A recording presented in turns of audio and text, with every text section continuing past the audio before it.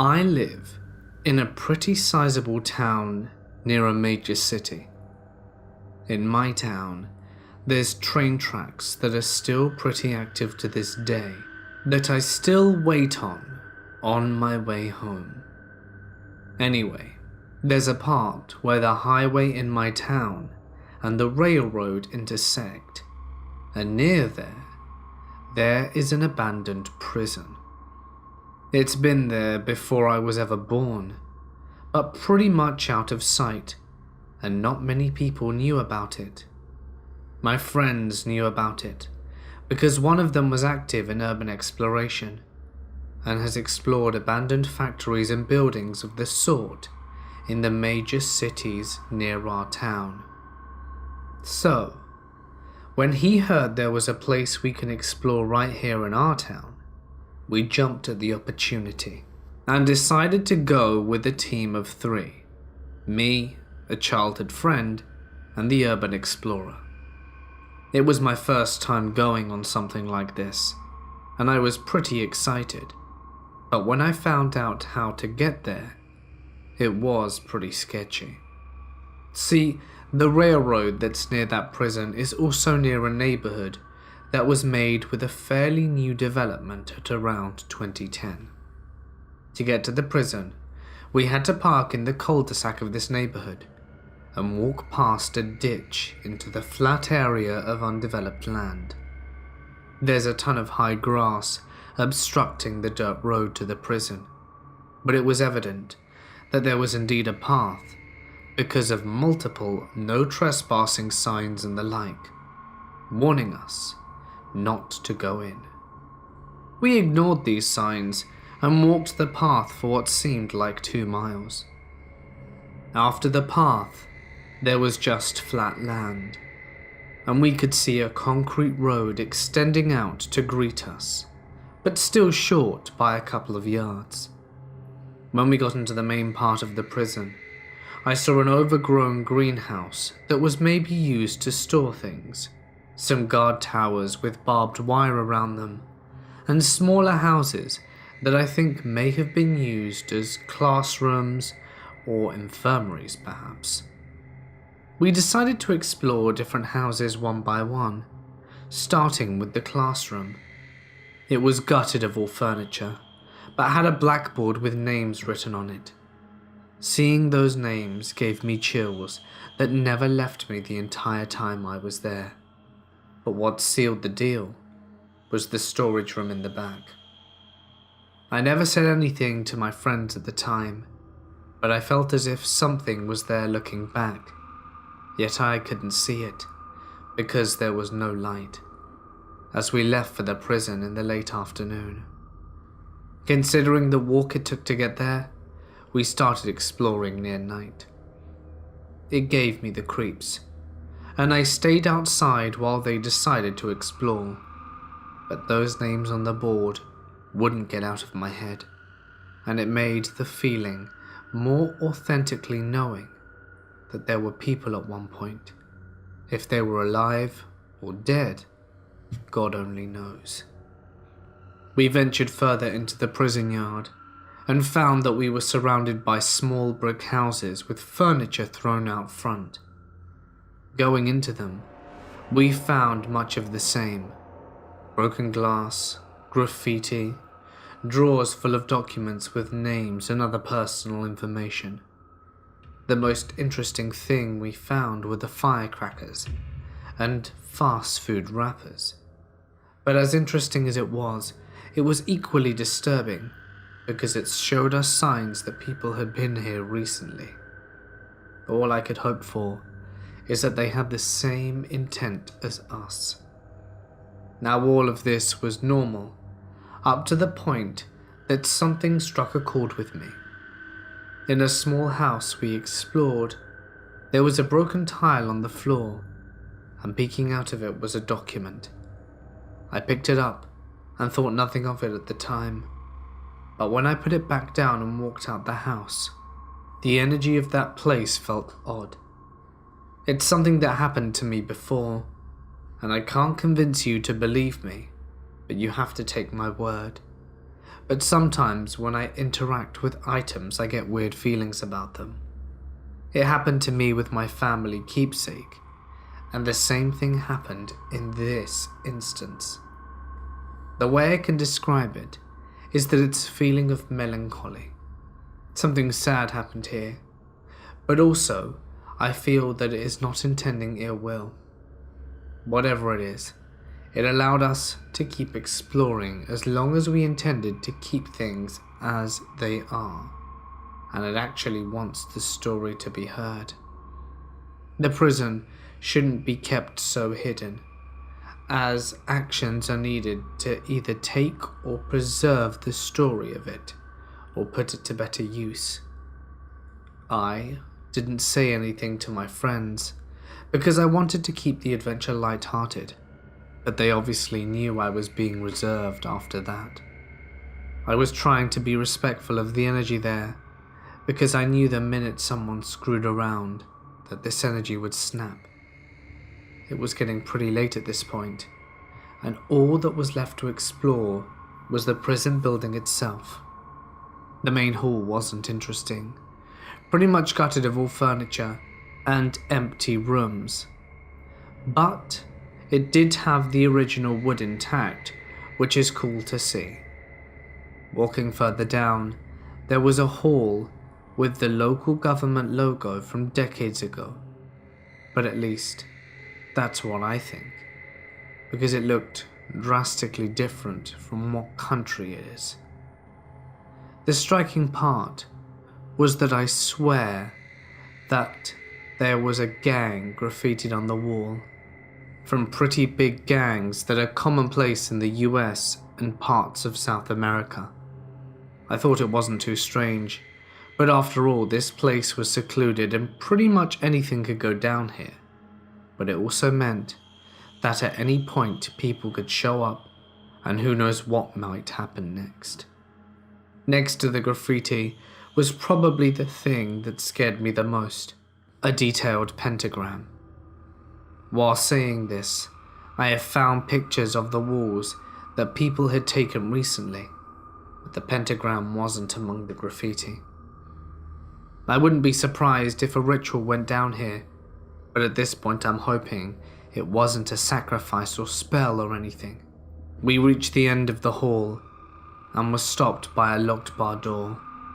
You know, like one of those old Western movie type ones? Well, my urban explorer friend, being the idiot he is, handed me the camera and said, "Take a pic of me pretending to be stuck behind bars. It'll be funny." And right when he stepped to pull the bars and position his face, a loud crash reverberated from the prison. A giant glass window shattered from deeper in, and we couldn't necessarily see it because the door was locked. Not like they were trying to investigate it anyway. At that point, I felt the energy again. It wasn't mad, but definitely felt as if the peace wasn't the same. Maybe it was mad at my friend. Pretty much mocked the prisoners that used to live here, and the names of the people on the documents, and the names on the blackboard, and all of that. But I felt no ill will towards me. I just felt like whatever protection we were given before, we had lost it now. And all I could mutter was, "Let's go, guys. I don't feel safe." And we'd left. Walking back on the beaten path, I felt as though there was something seeing us out of the prison, waiting for us to leave. But when I looked back, I saw nothing. The whole feeling washed over me again. Melancholy, sadness, as if to say the energy wanted me to not completely abandon it. We got back to the car, and I recalled what I felt to my friends, but they didn't believe it. And they recounted how cool it was to see old documents and equipments used in prisons. But for me, I was relaxed kinda. My mum likes museums a lot, but that one required respect for the exhibits being displayed. That night, I decided to look deeper into the story of the prison and take a quick Google search, which auto-corrected my initial query with haunted prison. Well, there you have it. There was a Wikipedia page that also gave more background info on the person, and turned out the story was way deeper than I thought. The prisoner here was mainly African American. It was opened in 1909, during a time when Reconstruction affected much of the US. Some federal worker was conducting an excavation and found a human bone that was not recent, and it led to a burial ground with more than 95 bodies. This happened to me in the beginning of the school year, during a break we had sometime early in the year. I am a college freshman, living in North Dakota, where I have lived my whole life. I can promise you that no matter how far-fetched the upcoming tale may sound, that it is all true. This all started when I was with 4 friends in my car in North Dakota. There isn't much to do on any given night, especially late at night on a weekday, when you're 18. So we went to a friend's house, but quickly got bored, then went for a drive where our story begins. We were driving down a well-traveled road that I had never been to the end of before. It ended up turning into a rural dirt road, past fields after a roundabout a few miles on. I forgot the conversation, but I remember it was just then that I said, "Man, I wish something scary or unexplainable would happen to me." My friend Connor said from the passenger seat, "Be careful what you wish for, man." I know. It sounds like the perfect setup for any fabricated story on the internet, but I really didn't think anything of it at the time. We drove around this rural maze of dirt roads for another hour or two, until we found our way out and went home. Nothing noteworthy. The next night, my friends and I were bored once again. It was about 2 a.m., off the 52nd, the street that we were on the previous night. There was an old house that had half of a bus with the end blown off, a garage that smelled of candy strawberry, and I've been told that because some people made strawberry meth there, and a rundown house that was vandalized by local kids. It's all abandoned and creepy, and the bus was blown up from a meth lab exploding. Apparently some people died in there. We weren't there because it was a good place to frighten our friends, who had never been there before. Myself and 4 friends drove past a Walmart that is directly by, and as we drove by, my friend Rhett, who is extremely superstitious, says that he saw a black cat cross the car paths and that we should turn back. We question him and press on to the house. At the house, we get out to relieve ourselves. Connor and I go north to the car closer to the house, and Rhett and Sam go south of the car, closer to the forest. Colin waits to the east of the car, and Connor and I finish peeing, and then on the other side of a rubble pile in the middle of this clearing, we hear what sounds like someone rolling over in the dry grass. We look at each other and run back to the car. At that exact moment, Rhett and Sam are wide-eyed, and they said they heard 2 very distinct heavy footsteps, one right after another, as though someone was walking. Heard how loud their footsteps were, but then had to put the second foot down after, committing to making the steps. Connor and I tell them what we heard, and everyone hustles back into the car except for Connor and I. We decide to throw rocks at the other side of the rubble pile to prove it to be an animal. We both count to 3 and throw a handful of pebbles from the ground at where we heard the noise. The pebbles skitter across the clearing and nothing. There was a 2-second pause, and then we heard what sounded like someone slowly rolling over and beginning to stand up. That was enough for us.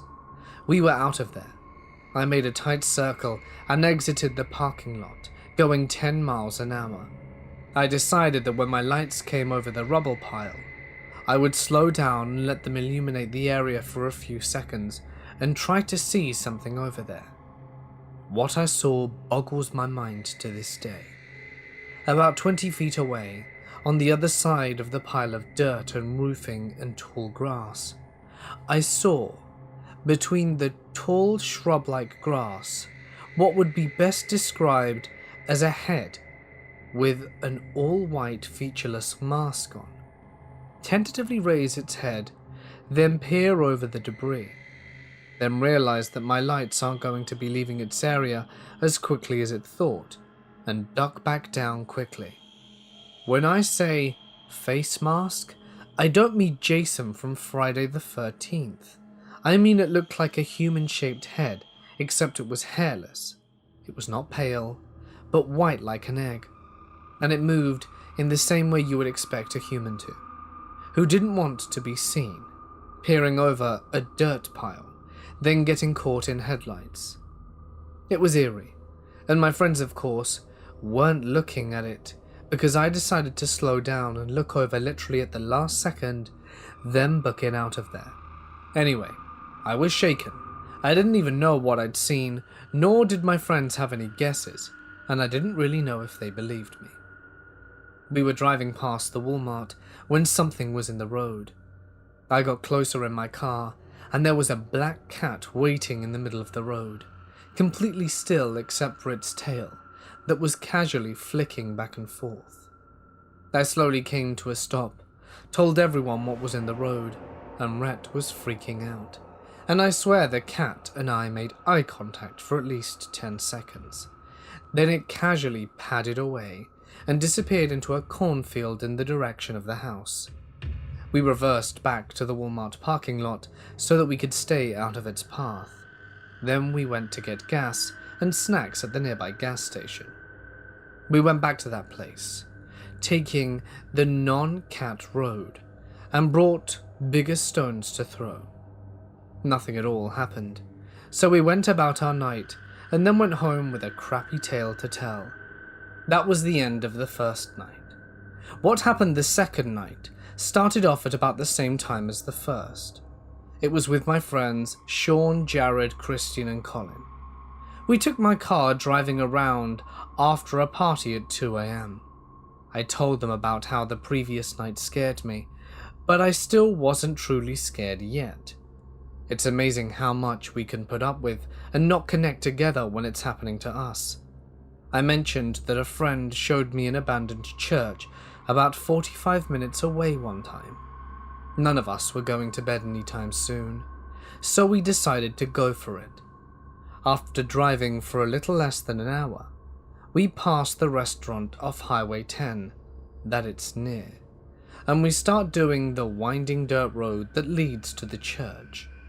Now, this church is atop a large hill in virtually the middle of nowhere. It's lit up from ground lights still for some reason. We pull up to the church, and there's a run-down trailer in a field/parking lot next to the church, and then there's nothing but fields and trees for about half a mile in any direction. We park the car and get out. It's now about 2:45 in the morning, and we're in the middle of nowhere at a creepy church, and amusingly enough, Jared smells fresh pizza being made from the restaurant 2 miles away. We take the place in, and we notice that there's a small valley leading to another hill about half a mile away that has lights flickering all about in an eerie orange light. And if we really strain our ears, we can hear what sounds like a voice here and there. The best way to describe this light is that of a bonfire, but shadows were flickering around it, as though there was a pow-wow going on, and people were dancing around it. We could only see these things through trees, and that hill was higher than our own, so we went to investigate. We started walking away from the church to the other hill, and we went to find that there's a path at the edge of the church field that looks like it's been well worn, and it leads right into the direction that we were heading. We stumbled down in pitch darkness, then go down this slight hill for 1/4 of a mile while following this path. It was then that I decided to snap a Polaroid, since I had just gotten this camera, and I was excited about it. I set it up so that the church was directly behind all of my friends, and we were all quite a ways away, so it didn't show up in the picture. We then climbed another 1/4 of a mile to get to this hill. When we reached the top of the hill that we had just seen being full of life and whatnot, we realized there was nobody there, no lights, and we hadn't heard anything since we started down the path that led directly to there. We were telling jokes and teasing each other the entire time, to keep us from thinking about how we were actually frightened, so we must have forgotten to listen for voices or people. There is nothing to be found here, not even the remains of a fire or anything of the sort, so we take a roundabout way back to the church and go inside. It's nothing special, kind of creepy, and we go back outside after scaring each other a few times. Jared and I are at my car, while the 3 other guys chase around a medium-sized black dog they find. I should have realized black animals are not my thing at that point, but I didn't. Jared and I are talking by my car, and he points something strange out. He mentions to me that there isn't a house very close by, and that we smelled fresh pizza in the immediate area. Now that could have been from the restaurant, but when we passed it by, we saw that it had been closed since about 10 or 12. Jared says cautiously, "What if it's coming from there?" as he looks over at the old dilapidated trailer near the church. I then wonder where a smaller, obviously non-farmed dog would come from so late, and I tell the guys to get back in the car and that we're leaving. We back out of our hidden parking spot onto the far side of the church, and as I swing my car around to leave, there is this dog standing totally still in the middle of the field. The guys are a little scared at this point. It's just staring at us. I get closer to the dog, and it's because it's blocking my exit, but it doesn't move. I finally get within 20 feet of this dog, that looks to be about 20 to 30 pounds, and realize it's the biggest rabbit I've ever seen in my whole life. It's completely black. We make this realization and stop the car completely. Just then, as if we knew we had figured it out, the rabbit runs to the trailer. From there it stands by the trailer and stares at us once again, as if it was wanting us to follow. Sean says that if we see a mutant rabbit beckoning us, we had better follow it. But Colin thinks the opposite. We leave the car running and follow the rabbit. The rabbit waits patiently for us to jog over until we're about 10 feet from it, and it disappears underneath the trailer. I turn on my iPhone's flashlight app and I search under the trailer, and the rabbit is honestly gone, and it has nowhere to go except a small patch of trees right behind the trailer. We investigate, but find nothing in the area. But we're already by the trailer, so we check it out. The trailer looks to be at least 20 years old. It's got bricks under it, and the wheels are blocked, and it's falling apart. I look at the door and tell them that it's locked from the outside. We start to leave, when Sean says we should break the lock. He sees an empty 7-Up can in my car, and remember that in 9th grade, I used to do this trick where you can take a soda can and cut out an M shape from it, and fold it a bit, and then stick it into the side of a combination lock at school. You jiggle it, and it opens. I agreed to try and open the lock. I make the pick, and I walk up to the trailer. The trailer has a fold-down, spring-loaded step that boosts you up to the level of the trailer. I step down on it and insert the pick. I work for no more than 10 seconds before I heard and feel a bang from the inside of the door. I immediately jumped off the step and leave the pick firmly planted in the lock. The guys don't know what happened, but I just said, something hit me from inside the door. So we ran back to the car and left immediately. Back on the highway, we were going about 60 miles an hour the whole way home. 10 minutes into the drive, I was sharing my theories on what I think happened. I thought somehow the rabbit climbed through the floor underneath the trailer. Then Jared said something none of us thought of. He said the trailer was padlocked from the outside. What if there was someone in the trailer that was tied up, gagged, and couldn't yell for help, and all they could do was bang on the sides and ask for it, and everyone goes silent? He's in my back seat and I'm looking back, when suddenly Sean yells that there's a deer. Sure enough, I look up and see a deer waiting in the middle of the road. Let me be clear. Thus far, all of these animals are standing still in front of my car as if they're waiting for me. They're not walking across the street. They're not stunned by my lights. They're facing the car, either sitting or standing to attention, waiting for me to approach them. Now, none of them are ever scared of my car. I swerve to avoid the deer in the middle of the right lane, which is my lane of the 2-lane highway. I try to slam on the brakes and swerve onto the shoulder of the highway, but accidentally accelerate instead. This deer did not budge 1 inch until I swerved to my right, and then it ran in my car's direction, like it wanted me to hit him. That acceleration ended up saving our lives. The deer ran in my car's direction, but I sped up to about 75 and accidentally and narrowly missed him. I saw him frantically running at my car from my driver's side window, and I swear if I'd have reached out, I'd have been able to touch him. We collected ourselves after that and went home, and thought nothing more of the fun night and quick, creepy thrills we got out of it. I used to love urban exploration. It was my thing. I had a number of friends online who used to explore in the area. I was quite keen on finding new places to explore, and found someone had posted a location not too far from where I lived that seemed like a gold mine. It was roughly an hour and a half from my house, and if I went at night, I should be able to slip past security. It was a giant factory complex, the likes of which I'd never seen. I'm quite surprised I hadn't heard about it until now. So that very weekend, I packed up my bag of gear and made my way in my car to this factory. I parked in behind some bushes where I thought I wouldn't be seen, and made my way through the clearing to get a better view of the factory. It was still illuminated on the outside, and security were patrolling it. There was a dirt track on the ground encompassing the whole monstrosity, making it quite clear that security was still doing their job. However, from what the post said, it was relatively lax. I found my way to some outside stairs.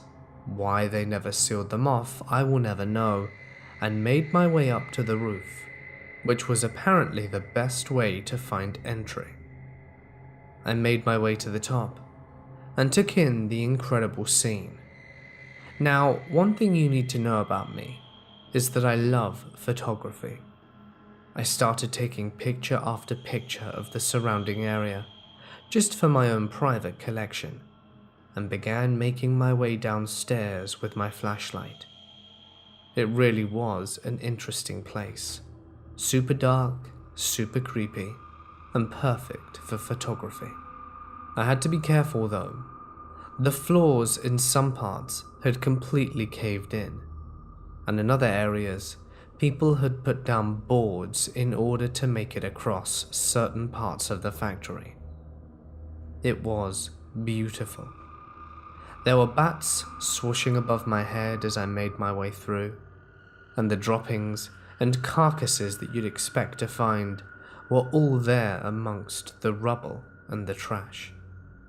Graffiti was strewn around the place, but I was interested in heading for the bottom, the basement.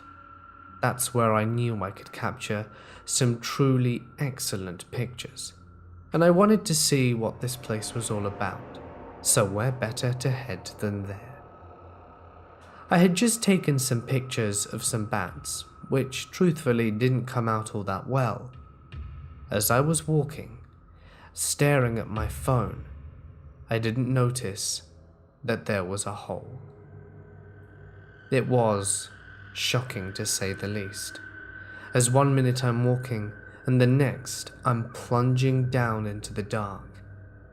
I hit my leg and my back, and I'm pretty sure I passed out. When I woke up, I saw my flashlight was at the other end of wherever I was. I was deep. I tried crawling towards it, but I had to be very careful with my hands. The first thing I realized upon trying to do that was that there were shards of glass here. Whoever had been here before had decided it would be fun to throw glass bottles down here and leave them to smash. That was painful. I had to very slowly and incredibly carefully, on my hands and knees, make my way over to the flashlight in the pitch blackness surrounded by glass. When I finally reached it, I surveyed my area, and God had I been lucky. You see, the fall I had landed on wasn't even the entirety of this precipice that had opened up. It would seem that not only had there been a hole on the floor I was on, but on the floor I had landed on, there was yet another one that led you straight to the basement. And that fall was far more unforgiving than the one I had just experienced. It seems that something had cushioned my fall, albeit not perfectly. Using my flashlight, I realized that I didn't have a way up, and that's when I began to panic. I knew it would be better that security found me than anyone else, but I was scared about receiving a trespassing charge or getting sued or some stuff like that. I tried to get myself up, but my back was in a lot of pain. So I switched my flashlight off and sat there in the dark trying to think what to do. I didn't want to drain my precious battery, as I knew that once it had exhausted, I was pretty much screwed. I contemplated trying to jump down, despite the fact that my legs hurt, but my back even more so. Would my body be able to sustain it? Moreover, would I be able to find an exit from the basement? Or is it going to be sealed off? Because if it is, I'm going to be in a worse position than I am in now. I looked around one more time, if there was any exit at all, but this was a hole. This was a fissure in the ground, and there was nothing I could do to escape it. But then I had one redeeming thought: my cell phone. I'm not sure why I didn't think of it sooner, but I pulled it out of my pocket and tried bashing in numbers. But alas, 911 wouldn't work, as there was no signal here. Just my luck. To add insult to injury, the phone screen had also shattered in the process. That wasn't that much of a pain, as I needed a new one anyway. So there in the dark I sat, alone and terrified. I was there for 24 hours. My phone screen left me that much information. I tried yelling out for help, but no one came. Nobody was around, and of course most people don't do urbex during the day of a site that's patrolled. So there I sat, in pain and in agony. It's in moments like these when you think, what if no one finds me? What if I'm left here for the rest of my life? I could just become a skeleton, and people will find my corpse years later. These are sombering and harrowing thoughts, but it's the truth. What if something like that does happen? I was very much afraid, and almost psyching myself up for the thought that I could very well die here. Fortunately for me, that didn't happen. Someone else had come urban exploring, and I started screaming very loudly when I heard footsteps. I didn't know they were urban exploring at the time, but when I heard footfalls in the distance, as this place was huge and echoey and sound travels far, did I start screaming for help. It was two guys. They looked quite muscular and well prepared. They found me within minutes, and went back to their truck to get a rope, which they so conveniently had. The guy came down with his buddy holding him. As I was sitting most of the time, I didn't realize that the drop wasn't actually all that bad. I don't think I'd have been able to get out by myself, but it was comforting to know that it wasn't too hard to make an escape with some assistance. They helped me out and asked if I could drive, and after walking around for a bit did I realize that I think I'd be okay. I thanked them profusely, and one of the guys asked me for my number, which I gave to him without question. I got back in my car and I drove home. It was Sunday night, and I had spent almost 24 hours, if not more, in that crappy facility. Since that day, I have never gone urban exploring again.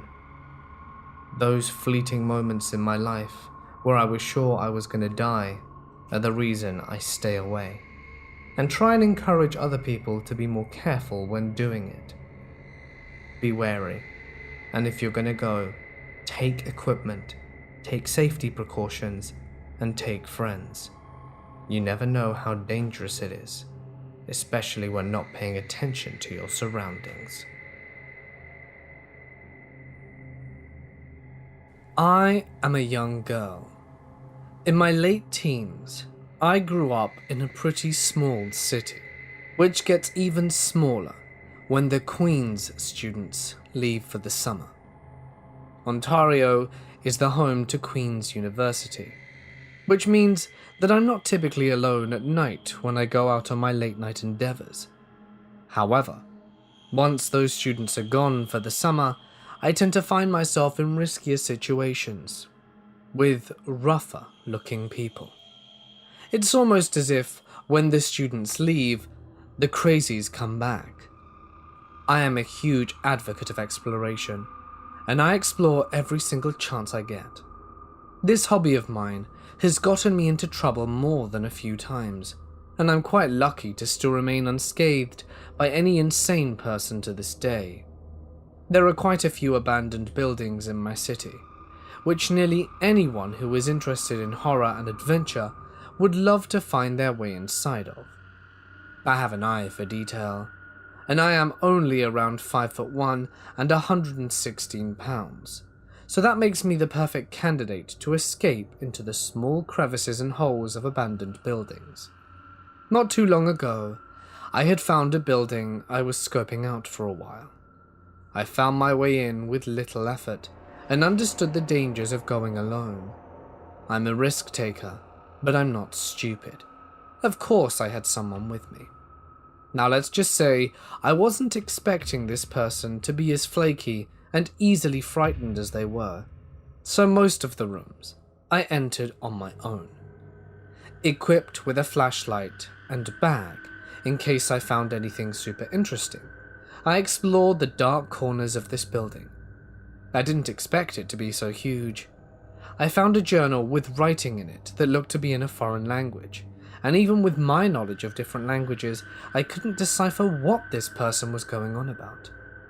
I also saw multiple mathematical formulas, but with a type of math that I had never seen, surrounded by odd symbols and drawings.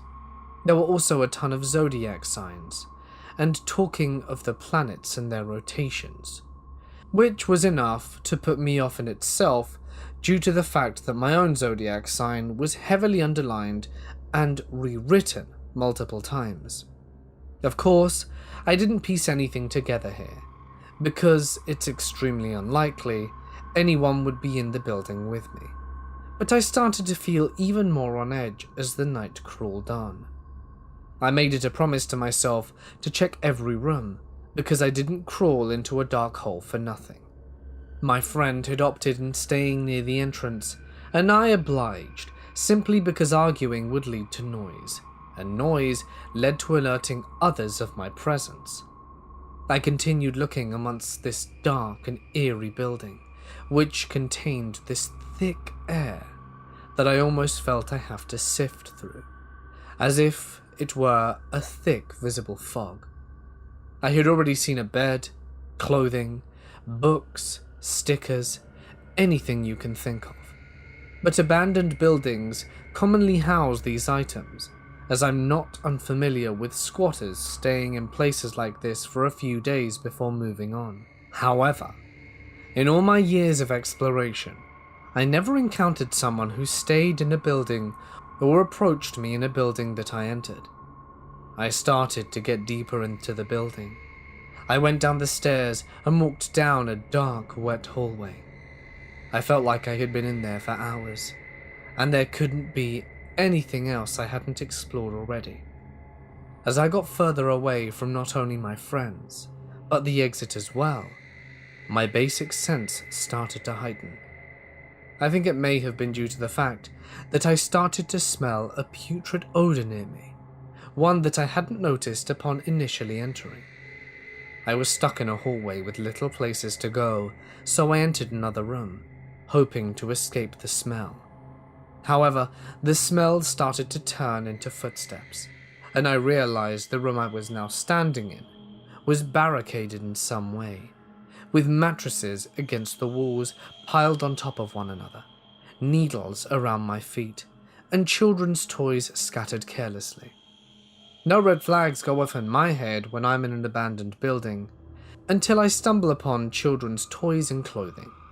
That's where I always draw the line. I turned around and told myself it was time to leave, but I didn't feel like it was just me that was going to be leaving. I started walking back the way I came, finding my way through the mess and clutter, the disgusting odors and tapping of feet and plunking of water. I hated it there. I hated the buildings I explored that only had one exit. I knew if I made one wrong move, it could lead to something awful, so I didn't turn around. At this point, either due to adrenaline or my senses heightening, which I believe to have been connected to my adrenaline kicking in, I could literally feel someone behind me. I heard, smelled, and felt the presence of someone walking no more than 6 feet behind me. At this point, I picked up my pace, but in a way that wouldn't be too obvious. And when I reached the exit, I cannot explain the euphoria I felt. It was such a relief to see my friend and tell her to get the hell out of there. As soon as I started making my way to the hole to exit, I felt a strong grip on my right leg, and my heart literally stopped. Whoever was in this building had clearly been following me and watching me the entire time, but didn't bother touching me until the second I tried to leave. I didn't even look back. I just started kicking my leg and screaming. At this point, I didn't even care about people hearing me. My friend quickly caught on and started screaming too, then reached for both my hands. Whoever had been gripping my leg had gripped me so hard when I finally broke loose. There were red indents on my calf. We went home and literally did not speak another word about it. I actually tried to change the subject in my shivery voice because I was so scared at whoever this person was and the fact that they had been following us. Long story short, we weren't followed anymore, and my friend proposed that it may have been someone else exploring or a teenager up to no good that wanted to scare me by following me and grabbing me so that I would assume I was in danger. Personally, I don't believe that. No normal person smells that horrible or has that much time to follow around a girl through an abandoned building. So that's my initial thoughts. It had been abandoned for nearly 3 years, so I assumed it was safe since there was no sign of anyone for long. The next morning, there were purple bruises on my leg. I didn't go to the police, because it's not a great impression to be entering abandoned buildings in the first place. I don't really know what to make of this experience, but I am so happy that I'm alive, and that whoever that was didn't grab me sooner. Always bring someone with you when you're exploring buildings. If it wasn't for my friend grabbing me, I don't know what I would have done. I don't think I would have been able to kick my way out of there. So creepy abandoned building guy, let's not meet. I was riding around on my bike in winter, looking for places to explore. My hometown was a big industrial East Coast city, known for their brass manufacturing. In the southern portion of the city, there were lots of factories, and where there are factories, there are houses for the workers. Across the street from a brass works I had visited dozens of times, I noticed a house that was very vacant and obviously abandoned. It was 3 stories tall, with asphalt siding, shingles coloured in a deep red, brown beige, colours that screamed 1970s. The first 2 floors had every window busted out, and even had the sash weight from the windows ripped out and scavenged for the scrap iron. But the 3rd floor, all the windows were intact. Intrigued, I made my way into the building. Very easy to do. Not only were there no windows, there were no back doors either. Only the front door remained. Walking through the building was not easy though, because the entire apartment was covered waist deep in garbage bags. Eventually I made my way to the stairwell and got up to the 2nd floor. I was met with the same situation. The entire apartment filled with garbage. I worked my way up to the back porches, where there are usually stairs connecting all 3 floors. This proved to be the case, and I wound up my way to the 3rd floor porch. When I got up there, I tried the door and found that it was locked. But as soon as I looked away from the door, I saw that someone had taken a heavy-duty orange extension cord and grafted it to the power lines coming from the nearby telephone poles. The cord had obviously been there a while, because the part of the cord that was exposed to the sun had bleached a pale yellow. The rest of the dingy orange cord went into the house through a hole drilled in the wall. So I thought to myself, okay, this place might have power. Interesting. Since I couldn't open the back door, I went back to the 2nd floor apartment and waded through the trash until I found the stairs to the 3rd floor in the front of the building. I followed the stairs up, and as I approached the door, I started to feel that something wasn't right. It was warm, not just because I was out of the winter wind and in an enclosed space. It was full warm. It was physically warmer. I approached the door and turned the knob slowly with my gloved hand. I made no noise, but it turned completely. As I slowly pushed the door open, as quietly as I could, I was hit with a blast of heat that fogged up my glasses. Inside the cracked open door, I could see that there was indeed power. As I opened the door the rest of the way, I found myself in a kitchen with eaten food on the table, used and a still smoking cigarette in a cup, and a gas kitchen stove with all 4 burners on high. That explained the heat. I stood in the middle of the kitchen and looked around. Since it was an attic apartment, it was very small. The kitchen was no more than 10 by 10, and because of the staircase leading into it, the room was shaped like an L. There was a living room off the side that was darkened, a single bathroom, and to my left towards the front of the house was a single bedroom. It was there that I heard sounds. People talking. I stood still in the doorway listening for a minute, until I realized that I was hearing Judge Judy. I worked my way towards the bedroom and could see the television playing in the corner through the partly open doorway. When I reached the doorway, I opened it slightly and looked inside, ready to run if I saw someone in there. I didn't, but what I saw was kind of worse. The bedroom was barely larger than the bed it was in. The television was crammed into the corner, stacked on top of some milk crates. There was some damaged computer speakers and other electricals that could tell had been salvaged from the dumpster behind Office Max. Being somewhat of a veteran dumpster diver myself, there were more than one set of speakers. Some even had subwoofers with them. But there was also an old VCR stacked inside the crates, with cables going both into the TV and into the other corner of the room.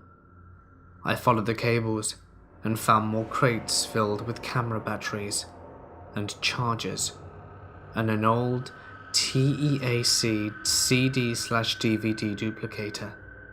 And on top of the top crate was a semi-bent tripod. Things were starting to click at this point, but turning back to the bed clenched it for me.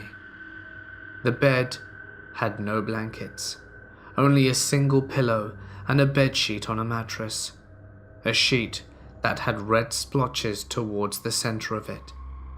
As I turned to start heading back, I noticed handcuffs hanging off the bedpost. That was it. I walked as quietly but as quickly as possible back down the stairwell, and instead of going through the apartments below again, I took it straight down to the bottom floor, where I found the front door unlocked. I got out of there as fast as I could, took my bike, and rode off with a sigh of relief. 3 months later, the house burnt down. I am a 20-year-old male from a town called Doncaster in the UK. This story happened a couple of weeks ago, when I had recently got into an activity called urban exploring, which, for those of you who don't know, is basically just exploring abandoned facilities and taking photos. This story took place on my first real experience of urban exploring. I had been looking on the web for places near me, as I didn't want to go far, as I was going to be doing it alone. After an hour or two of searching, I had found the perfect location. An abandoned mansion only a few minutes away called Ivy Manor Farm, which I was frankly surprised I'd never heard of before. A little backstory to the home. It was occupied until the late 1900s. I think it was owned by a male psychiatrist who departed the mansion after a foul spell in his career after releasing a woman who he believed to be sane. However, upon release, she stabbed and killed a girl in the local town. The backlash caused the owner to just leave the mansion intact to escape imprisonment. I'm not 100% sure about the details, but if you Google Ivy Manor Farm Hampole, I'm sure you'll be able to find the details yourself. Anyway, I decided I would go the following day, as by the time I had found the location, it was already pretty late, and I was tired. The next day, I decided I would go to the mansion at dusk, as the mansion is located alongside a main road, and I wasn't 100% sure on the laws of urban exploring. Around 7 p.m, I decided I would start the journey to the house. It was only a 15-minute drive, so I knew I would get there while it was still a bit light in the sky. About halfway through my journey while listening to the local radio, the heavens opened and the rain began to bounce off the ground. I just hoped the building still had a functioning roof. I pulled up to the mansion on time at around 7:15. Due to the rain, it was cast, and the plan of getting here during light was out the window. I pulled around the corner, and my car was out of sight from the main road. I sat in there for about 5 minutes hoping the rain would pass, but I had no such luck. The rain continued to fall, and I decided to brave the elements and get out of my car. I put my hood up and made my way around the corner to the house. As I got in front of the house, a convoy of cars made its way past, so I decided to wait until the last one, and then I jumped the fence, as I'm quite a paranoid person. I entered the house through the front door. The fixtures and fittings were old and broken, both due to natural causes and local kids, due to the numerous tags and graffiti that littered the walls. I decided to work my way from top to bottom, and I made my way up the cobblestone stairs and turned left, as the corridor to the right didn't look too stable. I entered a room that had a creepy feel to it, but I couldn't put my finger on what gave me this feeling, but I just marked it down to the fact it was the unknown age that gave me the feeling.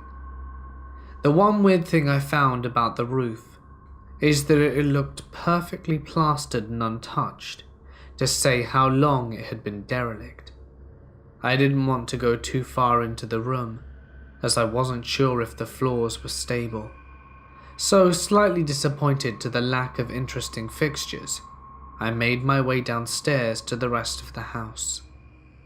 It was pretty bland apart from the back of the house, as there was an abandoned swimming pool that was full of vegetation and rats. It almost looked like a scale model of a rainforest, and while deep in concentration of taking photos of the pool, a rhythmic and continuous sound came from the inside, and a feeling of what I can only describe as utter dread washed over me.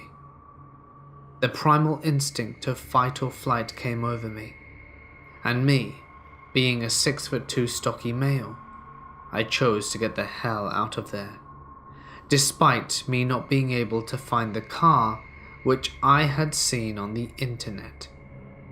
I made my way through the maze-like rooms until I reached the kitchen, when a sound started to accompany the clicking sound. It was laughing, but not your average laughing, but some psycho straight out of a movie type laughing. I started choking up, holding back tears, and looking down the doorway leading to the main room where the door was located. I could see a warm glow, and was both terrified and intrigued. I reluctantly edged round the corner through a small gap in the floor, and it was the only room I hadn't been to in the basement. Through the gap, I could see a single tea light candle flickering in the cool breeze that whistled through the house. Slightly relieved, as the house had now fallen quiet, I crouched down to see what was through the hole, and my blood ran cold, as in the cellar there was a man in nothing but a bathing costume, staring at the now dying candle. I jumped back and knocked an old gas canister, and suddenly the man span towards the stairway up to the room. It was at that moment that the candle must have gone out, from what must have been the air, as how fast the man span, and the house fell into darkness. I slowly made my way up, trying to make as little noise as possible, when suddenly I heard the chair fall over with force in the cellar. I bolted through the door and over the fence. Once over, I shot around the corner, got into my car and looked at the mirrors. I hadn't been followed. I was safe. So I started the car and pulled to the end of the road, curious and somewhat stupid, I decided to turn left, which would lead me back to the front of the building. As I drive by, my hair stood on end, as there was a man in the doorway just waving. However, the worst thing was I also saw two men in the upstairs window leading to the room that I explored by myself. I really hope to not encounter those chaps again. Hiking along a section of the Pacific Coast Trail with my aunt and dog, after 3 days we found ourselves at an impassable river crossing with the dog and had to head back. Reluctant to go over the mountain passes we just did, we pulled out our map and find what seems to be an interesting trail through the Ansel Adams wilderness that will put us back to where we started. We go to a resupply point, get some dinner and a shower, and ask if we can get a 4-wheeler ride up the road to the trailhead. They say nobody goes up that road, and we couldn't get one, but a man on vacation with his family offers to help us out. We drive about 2 miles up this road, and it proves to be so washed out it becomes impossible to drive further. So we thank him for his help and continue on foot. We walk another 3 miles or so to the trailhead and find it completely destroyed by fallen over trees, and it looks like no one has been there for decades. Turns out, this was an old logging road that was used in the area before it became a wilderness area 50 to 60 years ago.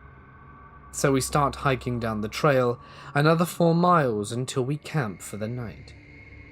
Along this trail, we see nothing but bear tracks and deer tracks. No people tracks, horses, or anything. We even stumble on a bear in the middle of taking a dump on the side of a trail and scare him off. From our camp, the road/trail gets really tough, as it was about 6 miles of climbing over giant fir trees one after another. We finally reached an opening and followed it for about another mile until, amazingly, we couldn't believe it, but we came upon a 2-story building way out in the middle of nowhere, 15 miles from the nearest people and 50 from any civilization. This place was super eerie. The house was straight out of the Blair Witch, and it must have been there since before it became a wilderness area. This is where things got weird. We found a sign here for our trail that pointed directly into thick brush and bushes. This is where we knew we were a little screwed. We decided that we should just go for it anyway. We were too far to turn back now, and luckily, we had a GPS that would help guide us even without a trail. So we go through the bushes and follow what used to be a trail. We get about another mile or so down the trail before I notice bare human footprints. Let me remind you that I've been seeing bear prints and cougar prints along this trail the whole time. These were human. I put my size 11 hiking shoe over it, and they were the same size and shape, and I asked my aunt if I was going crazy, and she agreed that it was human. We walked another 500 yards down the trail, with human prints leading us to what looked like either a dump or a homeless camp. There was a tarp strung up, trash bags piled up, and garbage scattered all over next to the creek. Nope. No more investigating this creepy place in the middle of nowhere. We just hiked as fast as we could, continuing up the hill and away from that place as quickly as possible, with the eerie feeling that someone was watching us for miles. We continued the way we did, hiking with no trail for another 12 miles until we reached a maintained trail on the other side of the pass, along with some really pretty areas that probably hadn't been seen in years. But seeing a homeless/Bigfoot camp in the middle of nowhere was not one of them. This happened around 3 months ago. and it's been bugging me ever since. So my family has a cabin that we've had since the 60s, and I've been going there for my entire life. It's nestled in a little town of less than 2,000, and surrounded in vast forests and farmland. You see cows everywhere, and stray dogs that will let you pet them. You'll see maybe 30 people in a day if you go into the little towns of shops and small mom-and-pop restaurants. Definition of a small country town. Since I've been going here my entire life, I pretty much know everyone. All my family knows everyone. Men dress in Western clothes with big jeans and old flannel shirts and belts and big-ass buckles.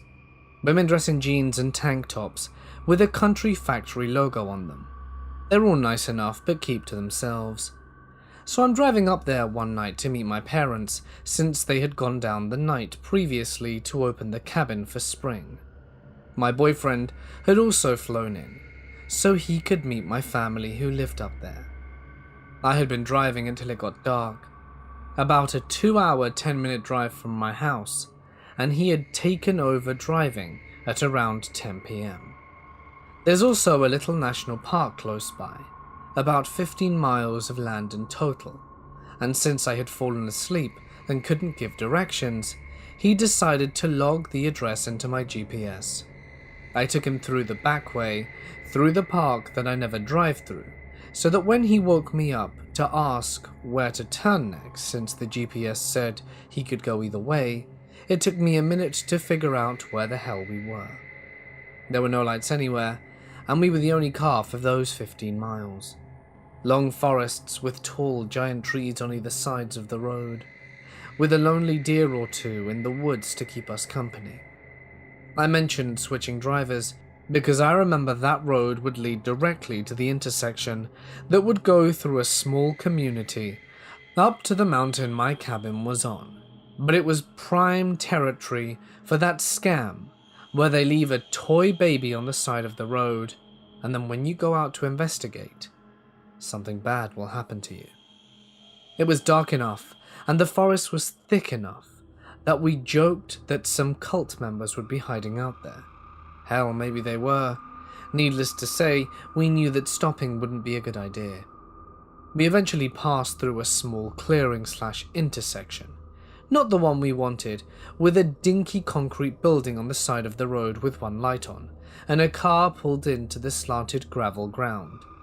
My boyfriend drives forward, and we see 2 people there. My gut immediately twisted, and I began feeling sick. Sick enough to feel ice cold run through my veins, and needing a hand on my stomach. You never see people here at night. It was 2 kids, teen boys in fact, probably around 15. They were wearing city clothes, Nike shorts, and obnoxiously coloured sports workout clothing, and looked very out of place. They saw us coming and walked away from what looked like an old beat-up El Camino, probably 1965. It's important to note that the paint was completely gone, and it had a light brown dirt or rust covering the body. They waved and smiled at us, and that is what really freaked me out the most. I didn't have a damn clue who these people were, and I knew a gas station was right up the road. They could just walk there. I could see it past the road and overhead bridge. That building was also abandoned, so how was the light on the wall? They walked out onto the road, almost blocking us from going forward, and my boyfriend had to slow down in order not to hit them, and they continuously waved their arms and smiled at us, maybe saying something but I couldn't hear. I remember mine and my boyfriend's conversation going something like this. "Should we stop?" he asked nervously, looking at me with his hand on the gear shift. "No, just keep driving." I clenched the door handle and double-checked it was locked. "But babe, they could be in trouble." "I don't care. I don't know them. My gut is telling me to leave. That building is abandoned. It shouldn't have the light on. Hell, their car is abandoned. Just drive away, please." He quickly drove around them and slammed on the gas, trying to calm me down, since the whole scene scared me in such a specific and bizarre way. Images of getting out of our car, as some stranger got in, flew through my head. I looked behind us, and they were still standing in the middle of the road, with a look between cross and angry, as well as a calm stare, and didn't move from the road until we turned and could no longer see them. Who were those kids? Why were they wearing city clothes? They looked too young to be driving cars. And I knew for a damn fact that the car they acted like they owned had been there for months. I knew this because I remember seeing it last summer when my dad pointed out the model, and I said how I wanted an El Camino someday. We finally made it out and found the intersection we wanted that led to the familiar gas station, and he didn't hesitate when I said I needed to drive next. About 10 or so minutes later, we got to my cabin, half-heartedly laughing about it the whole way there. When I told my parents about it, they didn't reprimand us for not stopping. It was almost midnight by that point, and that night wasn't so bad that those kids would freeze, and they agreed with us that the whole situation was weird. Should I have stopped? Maybe. Can I change what I did? No. Did I feel comfortable stopping? Absolutely not. My boyfriend and I were exploring an abandoned winemaker's mansion in Portugal. It was a very beautiful, possibly 100-year-old villa on the banks of the River Douro, crumbling hard, swallowed by vines and other types of vegetation, and surrounded by palm trees. It's a stunning place, but man, did it raise some spooky questions. My boyfriend and I found it last year and spent a good chunk of the day exploring it. We went back this summer, and the vines and wild grasses and whatnot had really taken over. We almost couldn't find it again. We had to wade through shoulder-high grass and ferns, very prehistoric looking. First off, before you even get to the house, you have to make your way through some serious wild grass and vines. The first sign that there used to be a mansion there is a shaded cave, which looks every bit as Victorian as you'd expect, with some carved stone benches overgrown with moss and a natural spring at the back. Directly above the spring, however, there is a hole in the rock wall, and a passage/tunnel just big enough for an adult to crouch down in and skitter along into the pitch darkness. Assuming you got over that, and retrieved your heart from the bottom of your stomach after staring into that abyss long enough, as you could swear someone was in there, you'll find more caves in the rock wall below the house. The biggest one confirms that they are all a series of secret passages. The mouth of it is stuffed with some old chairs and a nightstand, presumably to keep nosy tourists out, or perhaps something in. Once you've recovered from that too, and you get to the house itself, the first thing you'll notice are these huge stone vats in the cellar, which we assumed were used for making wine, and hundreds of dusty, mostly unlabeled wine bottles strewn everywhere. You need to watch your step. We found the doll on the first floor. As you advance down the first floor corridor, the first room to your left will look a lot like someone has been burning documents in a hurry, about 80 years ago. The floor is littered with random old shoes, mostly ladies, and burnt pieces of paper. None of the shoes have pairs. From what we could distinguish, the papers were some kind of official records from the 1920s. The floor itself is also incredibly unstable. you might want to keep close to the walls. As you keep going down the corridor, you'll find more cobweb shoes at random, and cases upon cases of empty wine bottles. Both the shoes and bottles look to be circa 1930s to 40s. Finally, the demon baby doll. In the doorway to what looks like a used-to-be living room, you'll find an old, naked baby doll, possibly missing an eye. It'll be sitting on the doorstep in an ungodly contorted position, cobwebbed all over. My boyfriend and I decided to give it one last act of kindness and put it in this huge wooden trunk we found in the corner of that room. She seemed happier there. This summer, however, we found the baby doll on a table in the middle of the same room, wrapped in a string of rosary beads. Yeah. Apart from rotting floors and spooky-looking curtains, there isn't much else on the first floor. However, if you manage to somehow make your way to the crumbling attic, you'll find a truly delicious surprise. And by delicious, I mean creepy and puzzling as hell. While hanging around the mansion, we ran into an old man who apparently lived right next door. He said the house had been uninhabited and derelict for as long as he'd lived there, so roughly 60 years. And you would definitely believe that, save for the attic.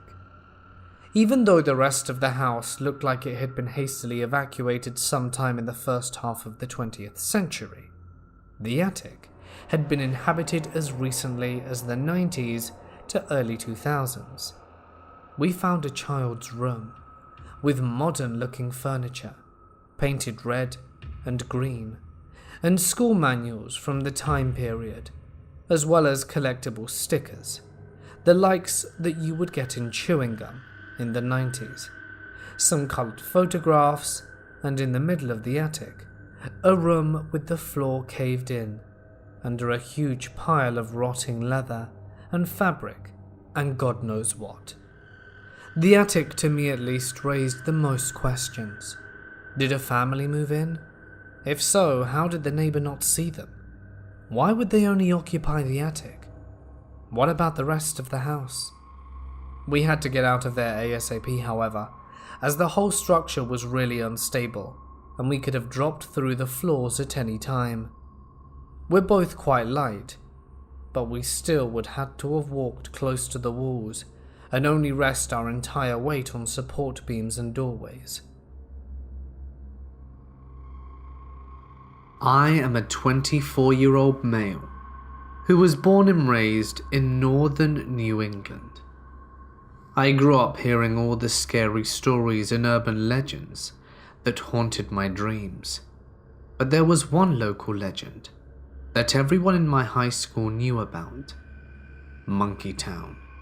Monkey Town was supposed to be a Christian retreat camp. You'd have to take this road in between a funeral home and a cemetery, down a big hill, and you'd enter what would look like the set from The Village, 2004. It was a big circle of old-style houses, with a big white church in the middle. I'll describe it a bit more later in the story, but it was always a dare to see how far you could walk down into the camp without chickening out. I remember a couple of times in middle school, a few friends and I made it halfway down the hill and chickened out. The year was 2011. It was junior year. I had just gotten my license on my first car, a classic Chevy Blazer. One night I was driving around with two friends, one who went to the same high school as me, and one who did not, Bessie and Kale. Bessie and I thought it might be fun to take Kale down to Monkey Town and see what happens. So the three of us hopped into my Blazer, and there we went. I remember putting on some of the instrumental music from Halloween to set the mood, and how dumb was I? As we got down the hill, mind you, we were in my car the entire time, we made our way around the circle, mesmerized by the entire community separated from society. One thing that stuck out was this red light at the top of the church steeple. Then, out of the corner of my eye, I saw movement. That's when I remember thinking, no way. I quickly turned my head to my left, and I see a giant man in overalls running at full speed towards my car. The messed up part about this is that the man was carrying a bat or tool of some kind. I slammed on the gas, and we got the hell out of there. The three of us couldn't believe what had just happened. I'm pretty sure we just went back to my house to recover from the scare. We passed out, and all was well. The next day I was chilling with another friend, James, and his girlfriend, Sadie. I had told them about last night's events, and they were sure as hell didn't buy it. Me, a 17-year-old teenage boy, wanted to prove them wrong. So we all jumped into my Blazer and headed back to Monkey Town. This time my Blazer was full. We'd picked up 2 other girls who coincidentally had the same name, and another buddy of mine, Joe. I made James drive my Blazer as I sat shotgun. As we all headed down, the tension rose. We got halfway around the circle until one of the girls started screaming. This time, there were at least 5 men running at the car, and 3 of them definitely had weapons. James didn't know what to do. It's like he was frozen. The men were yelling at us to get out of the car. They were legitimately shaking my car back and forth, and I remember being crouched down so far in the seat as if that did anything. Finally, James slammed on the gas and peeled out of there. As I began taking all my friends home, I got a call from my mother. Apparently, 2 police officers were in my kitchen. One of the Monkey Town civilians had called the police and told them we tried to run them over. What bullcrap. I was furious. We raced home to my house to explain to the officers what actually happened. All in all, the cops really didn't have too much interest. No crime was committed. And to this day, I can't help but think what would have happened if we would have gotten out of the car. What kind of Christian retreat camp is that? To this day, I have never felt so excited and frightened at the same time in my life as I did on the night me and my friends decided to visit a huge abandoned asylum. A few years ago, I was still a student at Newcastle University. Life was great, as me and my friends could pretty much do exactly what we wanted, and when we wanted. So this story started when a friend of mine had got a bit bored and had come across this abandoned mental asylum online.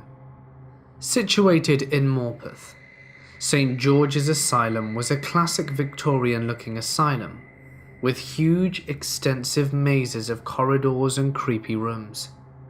There was a huge tower which loomed over the asylum, and it could be seen for miles, climbing out of a large forest at the top of a hill. God knows what had actually gone on at that place, but I am glad I only visited it as a curious student and not a patient. So one day after university, me and my friends had planned to go to Morpeth to check out the asylum for ourselves. We knew that a lot of it had already been demolished, and that development works were already being undertaken. However, this did not stop us, as I knew a significantly large area remained abandoned, and I had convinced everyone it would be worth it. Around 7 p.m, 3 of us set off to the train station. It was a short but pleasant train journey, as we could see Newcastle disappear behind us, and the view became increasingly countrified. As we arrived to Morpeth, we decided to grab some beers and wait until dusk before we made our entry. We had to walk out of the little town for about a mile before we saw a slip road surrounded by forests on either side. After a long climb up a very steep hill, we had arrived and finally seen what we had come for. This place was huge. The battered red brick complex of buildings were all interconnected and were surrounded by high metal fences. On these fences, I had noticed the severe warnings and patrol dog signs that were hanging on almost every available place along the fence perimeter. The asylum stood shamefully as it was being demolished by some development company, but we had spotted an access point about 100 meters away. We sat for a while in a nearby field and drank our beers until we picked up the courage to attempt an entry just as it was turning dark. We walked the perimeter until we found a gap in the fence, and without warning, we all sporadically just climbed through it and made sprint through the 100-meter gap between us and the asylum. We were heading for the smashed-out door that was clearly visible. We ran the distance as quickly as we could, through mud holes and piles of rubble, until we reached the opening and clambered through and up into the asylum. Looking back now, I realized that we had entered at a point which leads straight into the heart of the complex. The place was an absolute mess, with smashed cups and documents everywhere. Chairs stood alone facing back walls in rooms, and we could see where patients would have been living. The corridors were arched and went on for as far as the eye could see in almost every direction on the bottom floor. In some ways, it was a shame, because we knew that if we had gone about a year beforehand, there would have still been more than double what was currently left. Anyway, we continued to explore the labyrinth of corridors and rooms, but at the same time, we were beginning to get a little too comfortable. We had begun flashing our phones for pictures and making a fair amount of commotion. After a good 40 minutes of wandering, we decided we needed to go in order to catch the last train back. We were about to leave through the door we had entered through, and my friend noticed a light, which I had thought was coming from my other friend's flashlight. My mate immediately told my other mate to turn off his flashlight. It was at this exact point that our hearts began to sink to the bottom of our chests. When my friend turned off his, there was still a light coming from the end of the corridor. We were not alone. We decided to make a run for the nearest stairway and wait until the light went away. We all were absolutely crapping ourselves at this point, as the light was scanning across the corridor and was no further than 10 meters from us, right at the open entrance where we needed to go. I could barely breathe, as I knew people had been caught by patrol dogs at this place before. We stood there for 10 minutes, absolutely frozen. For whatever reason that night, the light stopped scanning and it began to fade away. If it was a security guard, we all knew that he had definitely seen us and had most likely decided not to pursue us. If we were scared, I could not imagine what the security guard must have been thinking or feeling. In a hospital of that size and state, I would be absolutely terrified to patrol it on my own. Shortly after the light had faded, one of my friends decided to make a run for it. Me and my other mate followed and made the 100-meter dash across the open land back to the safety of the outer fence.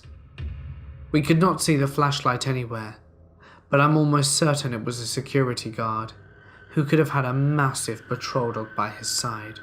We did not look back and got the hell out of the fenced perimeter. Inconveniently, my friend had dropped his phone while running in the asylum, so we had to go back to the grounds to find it. He quickly found it, and we began to jog back to the station. We were all ecstatic, and did not stop talking about it for the next 3 days.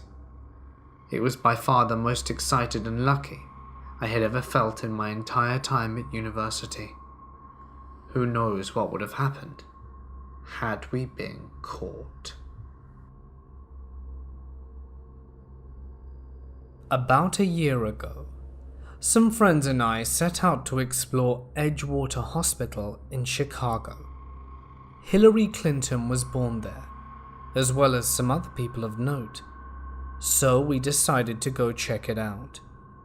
I wouldn't call us professionals, but we do have a bit of experience with Chicago's urban exploring scene. The only entrance in that we could see was a pipe that ran overhead from an opposite building into the complex of the abandoned hospital. We shimmied across the pipe and climbed in. It was at this point I lost my hat to barbed wire. Too bad, because I'm never going back for that thing. We hopped off the pipe and climbed into a window. My friend's arm got a small cut from the glass, so we sat down inside the room to fix it up, as we always carry first aid kits as well as structure kits. I'm a pre-med. Once we are done tending to said friend, we stand and don our masks. The place was teeming with asbestos. It appears we've made it to some sort of patient wing, and begin to proceed down a hallway. It's dark, but luckily we came prepared.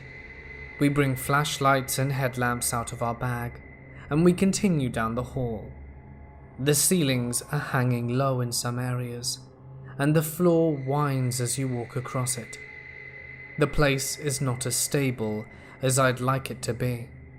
We continue down the hall, and we begin to see what I've come to know and love whenever I explore these types of places: the graffiti. I don't do it myself, but seeing the usual "do not pass" or "warning, enter at your own risk," or even the occasional male genitalia spray painted on the wall makes me feel at home. I love urban exploring. I'm in my element here. When we come to a nurse's station which is covered in files, some of them read "deceased." We move our flashlights to the rooms surrounding the station, where we see curtains drawn, covering rooms that have long since been emptied. I see one of the curtains begin to drift, but I assume it's a draft. It's freezing, despite it being midsummer, and we continue down the hall pushing through tile, our boots crushing building matter and what seems like thousands of files. Eventually we arrive at a staircase, and we opt to go down. Big mistake. As we descend, I begin to get this weird feeling in the pit of my stomach. My friends and I have a rule that if someone gets a bad vibe and wants to dip, they can. However, out of excitement, I tried to ignore it. This stairway ends in the morgue. At first, we didn't realize that it was a pitch black room, and it smelled awful. I would opt to stand next to a garbage can on a hot summer's day than to smell what I smelled there again. Of course, there were probably no bodies in there, seeing as how they cleared the place out of stuff, but the smell still lingered. We move our flashlights into the room, and this is where shit goes wrong. The minute our beams of light meet the room, We all tense up, and I can hear a friend uttering obscenities under his breath. The room was covered in blood. Or so we thought. We later found out it was rust. But hey, it's a morgue. It's dark. Adrenaline running. The opposite wall is lined with rust-covered cabinets, and the side walls have large tubs. We poke around for a bit. Meanwhile, I can sense everyone is on high alert. I myself had begun to sweat profusely and feel an odd feeling in my stomach, the very same from earlier. I just keep getting bad vibes, and I ask my friends if we can leave. I'm cut off by a vigorous rattle. Our beams of light all turn to one side of the morgue, where a large tub with an overhanging faucet is. I swear to this day that I've never been more terrified in my life. The faucet had began to rattle profusely. My friends and I book it back up the stairs to where we started. Apparently this caused a lot of noise as on-site security caught up to us and told us to get out of there or that he'd call the police. On our way out, the dude seems to relax and we start asking him questions about the place. Apparently, all of those files from earlier are a point of controversy. We all file out, and he tells us the usual "don't come back or else" bullshit. Except, at the end, he makes a point of telling us that a kid died on the roof tagging a transformer. That had subsequently exploded. Whether or not this is a lie, I don't know. I just know I get bad vibes from Edgewater Hospital. A buddy of mine and I were exploring an old factory that was shut down for poisoning the water supply in the area 30 years before. The area was contaminated with lead, and the factory was left pretty much unchanged aside from being practically gutted of machines. Inside the maintenance/locker room area, there was a long hallway with doors and various rooms. It was pitch black inside, even in broad daylight. We navigated the corridors with flashlights, and the air smelled of mold and felt cold and damp. But the ground was dry and dusty. The lead paint was peeling off the ceiling. The thick flakes of paint looked like the room had been feathered. A lot of the flakes had fallen and were littering the floor, and they made a satisfying crunch as we crept through.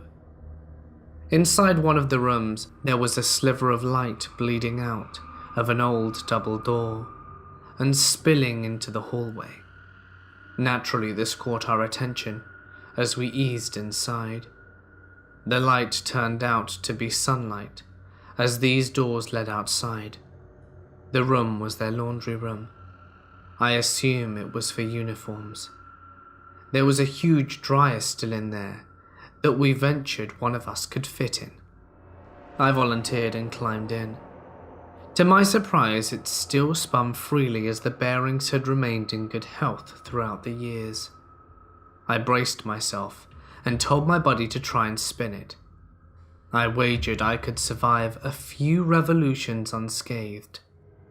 We spent a few minutes taking turns spinning around in the big dryer. Being teenagers, this was as much fun as we'd hoped for in this creepy old factory. My turn had come around again, and just as I had begun to rock back and forth gaining momentum, I looked to my buddy for the extra push, but he didn't help. His demeanor instantly changed and he was pale, almost shaking like he'd seen a ghost. "Shh," he whispered in a panic. "What's the matter? Listen. Do you hear that?" I hurried out the dryer before coming to complete silence and lending an ear. From the pitch-black corridor comes a familiar sound from only moments ago. Crunch, crunch, crunch. It was the paint chips on the ground getting crunched very slowly. Someone, or something, was creeping towards us in the pitch-black catacomb-like hallways of this decrepit factory. We'd been everywhere in the factory, and not a soul or even a small animal was to be seen. The footsteps did not slow down or speed up, but they were getting louder, and we both looked at each other in disbelief and utter terror. Who could this be? What could this be? Why are they sneaking up on a cacophony of creaking dryers and laughter in the pitch-black unknown? There was no time to entertain these questions. I turned to the double doors from where the sunlight was leaking and heaved myself onto them. They gave out an awful noise amidst the temporary silence and crackled off paint but didn't budge. My buddy joined in, and finally they began giving way. We resorted to kicking them for the final blow, and they burst open. I'd never been so happy to see sunlight, dead grass and rusty fences in my life. We bolted, never looking back, never going back, and never knowing what we would have encountered in that wretched, dark and creepy corridor. My mate and I went to an open psychiatric hospital to have a look around, check some kangaroos out in the process, hundreds, and they were friendly as hell, and after a bit of time we proceeded to go for a walk into the bush, go past a criminally insane ward, and walked not even a mile into the bush, and stumbled upon an area of abandoned wards in an enclosed area. At least 4 buildings, or the remnants at most. Finding an abandoned, run-down psychiatric district is creepy enough. Looking around for at least half of the entire perimeter is just dirt, with about 4 to 5 burnt-out cars upside down on their side with alcohol left in them. Got a bit curious and lifted the boot of one of them. Nothing to be found. We head over into the other corner where the grass is thriving. The buildings have massive amounts of gang graffiti scattered all over them, and it seems pretty creepy.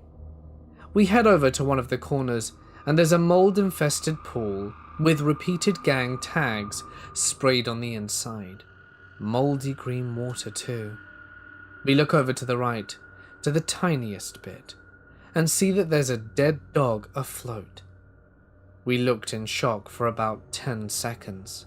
No visible wounds, nothing. We start to suspect dogfighting, as it is a very dodgy area with gang graffiti, and we started to get creeped out. Then we hear a massive bang resembling a gunshot. We sneak to the outside, and notice we ran past leftover heroin and cocaine bags. We sit outside for 5 minutes, and decide that the bang might have been the boot of the car slamming from the wind, so why not go back and look, just to be a bit suspicious. We go back in cautiously. We're tiptoeing on what felt like soft mud, and then we can hear footsteps. My mate is about 5 meters in front, so I'm not able to hear his footsteps, and we're on some lower ground opposing one of the rundown buildings.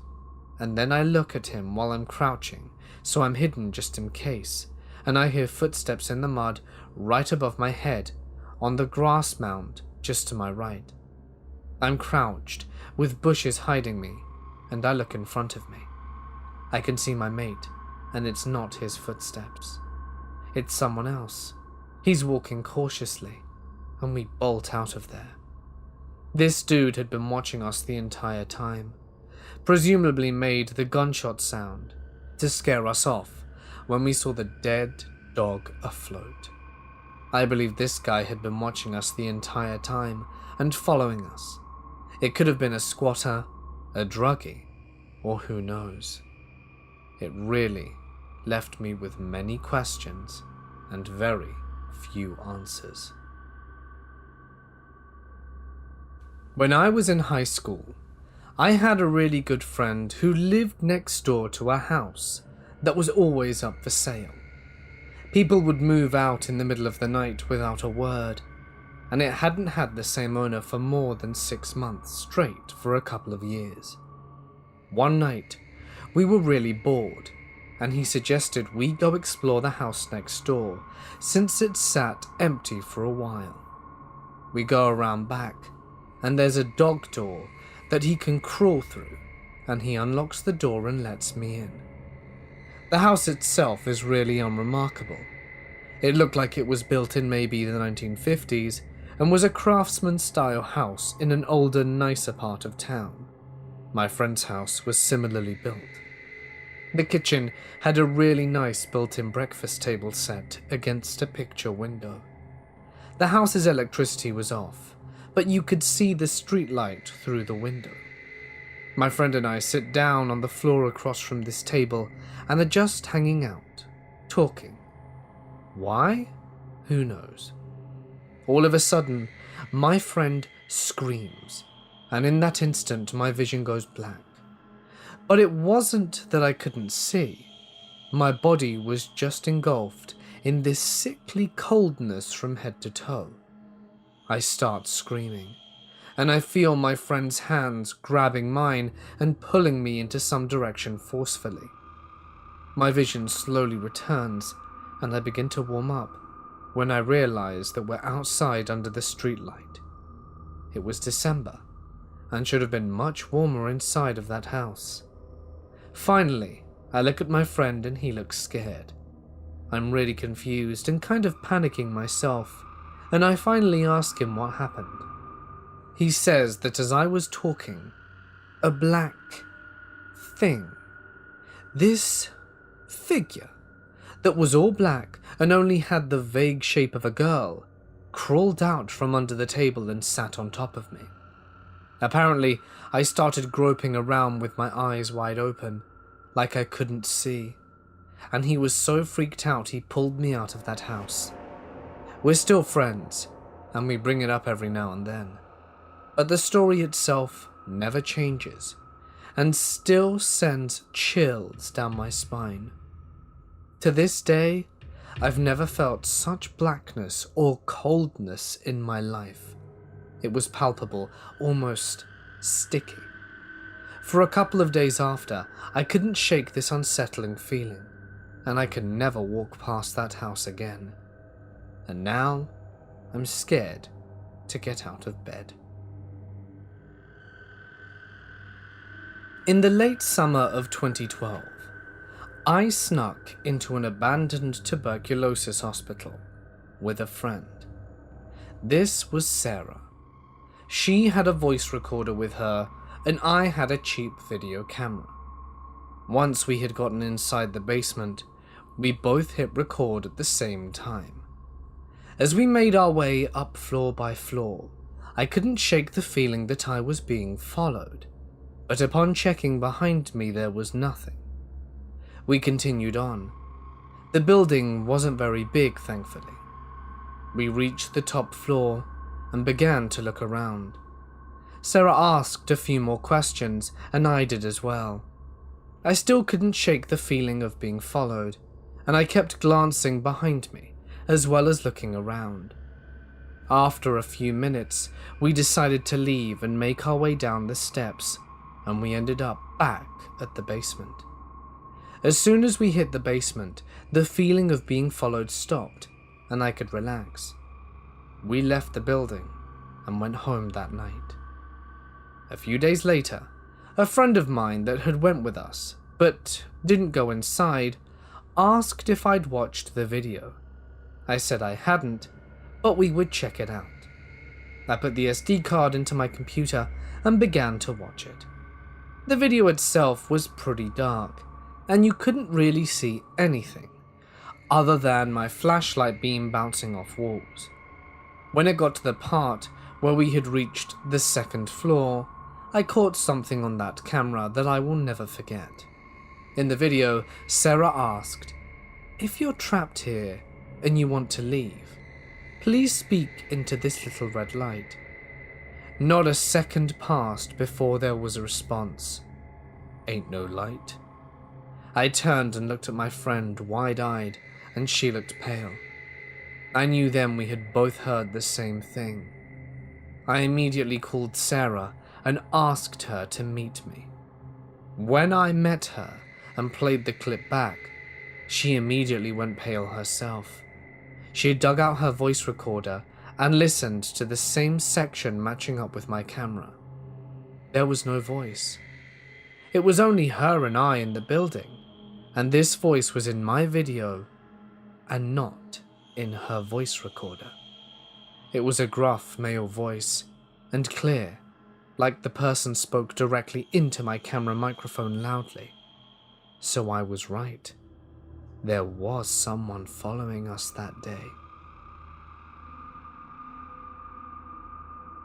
So, my brother, cousin, and cousin's girlfriend and I decided to climb an abandoned hospital in the middle of town. My brother and I don't live here. We're only on vacation. But my cousin says he had climbed up to the first floor roof. The route was to climb up a door that led into the old morgue and onto the roof from there, as you can walk across the roof to a ladder that goes up to the third floor roof, as there's no second floor area. The top half of the ladder has a thin metal cover over it, so you can't reach the rungs, and instead have to climb up the side using the rods connected to the wall. My cousin climbs up onto the first rod and helps me get up, as I'm quite a short boy. Next is his girlfriend. However, she only gets halfway up and decides that she can't do it. So my brother stays with her while we explore. We go up to the third floor. On the top, there's the air conditioning shed thing. Clear signs that someone has stayed at least one night there. There are two other shed things on the roof. One is an entrance to the actual hospital, and the other is some cold room looking thing. Terrifyingly dark, considering it was a full moon, and with the door hanging wide open. We decided that we would go look around the roof on the opposite side, and look for an easy way in.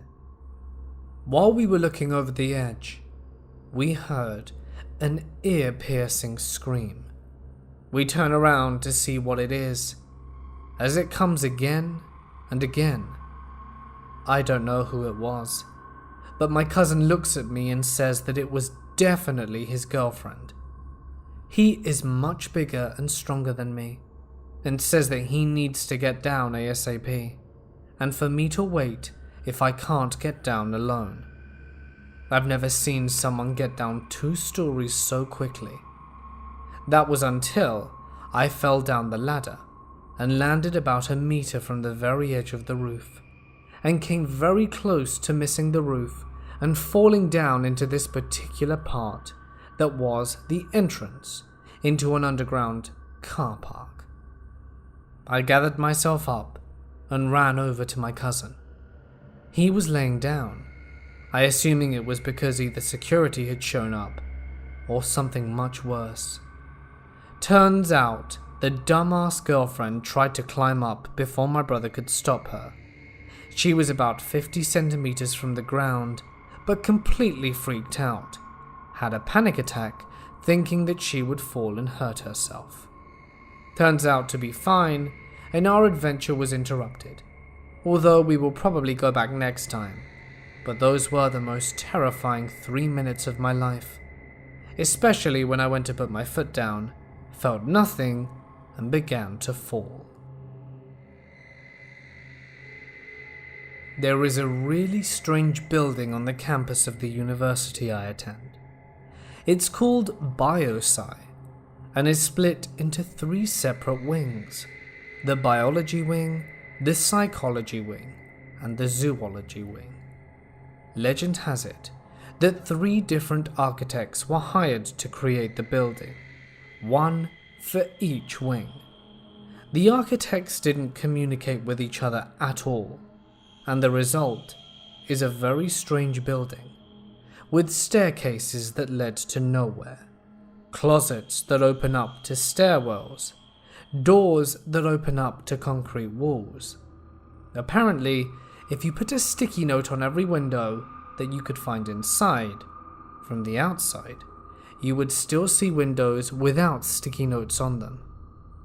I lived on campus in residence for 3 years, and one night, me and some of my friends from my floor decided to explore BioSci. The campus was kept open until 11. At first, it was really fun. We found some strange things, as well as a freezer claiming to have a Yeti inside. Then it took a creepy turn. We were exploring the basement when we came upon a large closet. We looked inside, and it appeared that someone was living in there. There was a mattress on the floor, a backpack full of things beside it, and some clothes thrown about. We noped out of there pretty fast and continued exploring, but then began hearing footsteps behind us. Every time we looked back, we couldn't see anyone or anything, so we continued on. Then we rounded a corner and came face to face with a very angry and disheveled looking man. We all screamed and began to run the other way. As we're running, we can hear the man yelling at us, and we continue screaming and searching for the exit. Finally, we get outside the building and all start running for our residence. One of my friends falls. We tell her it's every man for himself and keep running as fast as we can. In hindsight, it was probably just a homeless person that was living on campus, which is pretty common, but holy cannoli, was that scary. At my old school, there were maintenance tunnels under it. There were new ones and there were old ones that the school didn't use anymore. My friend Chloe and I found an entrance to the old tunnels in a classroom that wasn't being used. We had to pick a lock on a trap door, unscrew a round metal top, and lower ourselves into a square, dirty tunnel. The main tunnels were about 2 feet wide by 3 feet tall, with maybe 2 inches of dirty black water in the bottom. The tunnels were very dark and cold, and smelled of mold. We began exploring it little by little every day. One day we were in there for maybe 20 minutes, and Chloe passed out. Turns out there were some dangerous gases down there. I had to drag her out. Next time, we brought masks and a flashlight, and began mapping out the system. We tracked more than 700 feet of twisting, turning tunnels, and they went down and turned to the sides. We used chalk to mark the walls so that we could find our way back, and after a particularly long expedition of perhaps 3 hours, we headed back to where we came in, only to find it locked. We pushed and turned the metal cover, and it didn't budge. We were trapped in. We rushed through the tunnels, trying to open each of the 3 openings we had found over time. None of them would open. Any panic that we had now surfaced, and to say the least, we were kind of freaking out. We ended up heading down a tunnel we hadn't been down before. After a while, I kept hearing noises behind us. I told Chloe, who was crawling in front of us, and we froze, turned off our flashlights and listened. Sure enough, a steady splashing sound was following us. We freaked the hell out and made a run for it. Keep in mind we had no idea where we were going at this point, and after maybe 10 minutes of a panicked dash through the tunnels, tripping over pipes and scraping our knees, we emerged into a bigger room. What the hell? We realized it wasn't a room, but a sort of down section of a much bigger room. We had come out in the drainage section of the boiler room. Now you might think our adventure stopped here, but it didn't. This was the second Friday of the month. There was someone doing maintenance down here. We hid behind some old metal stairs, and when the guy left for more tools, we scrambled up the stairs and out the door, and hid in the girls' locker room for the rest of the day. We never did find out who locked us down there, or what that splashing noise was, but perhaps we don't want to know.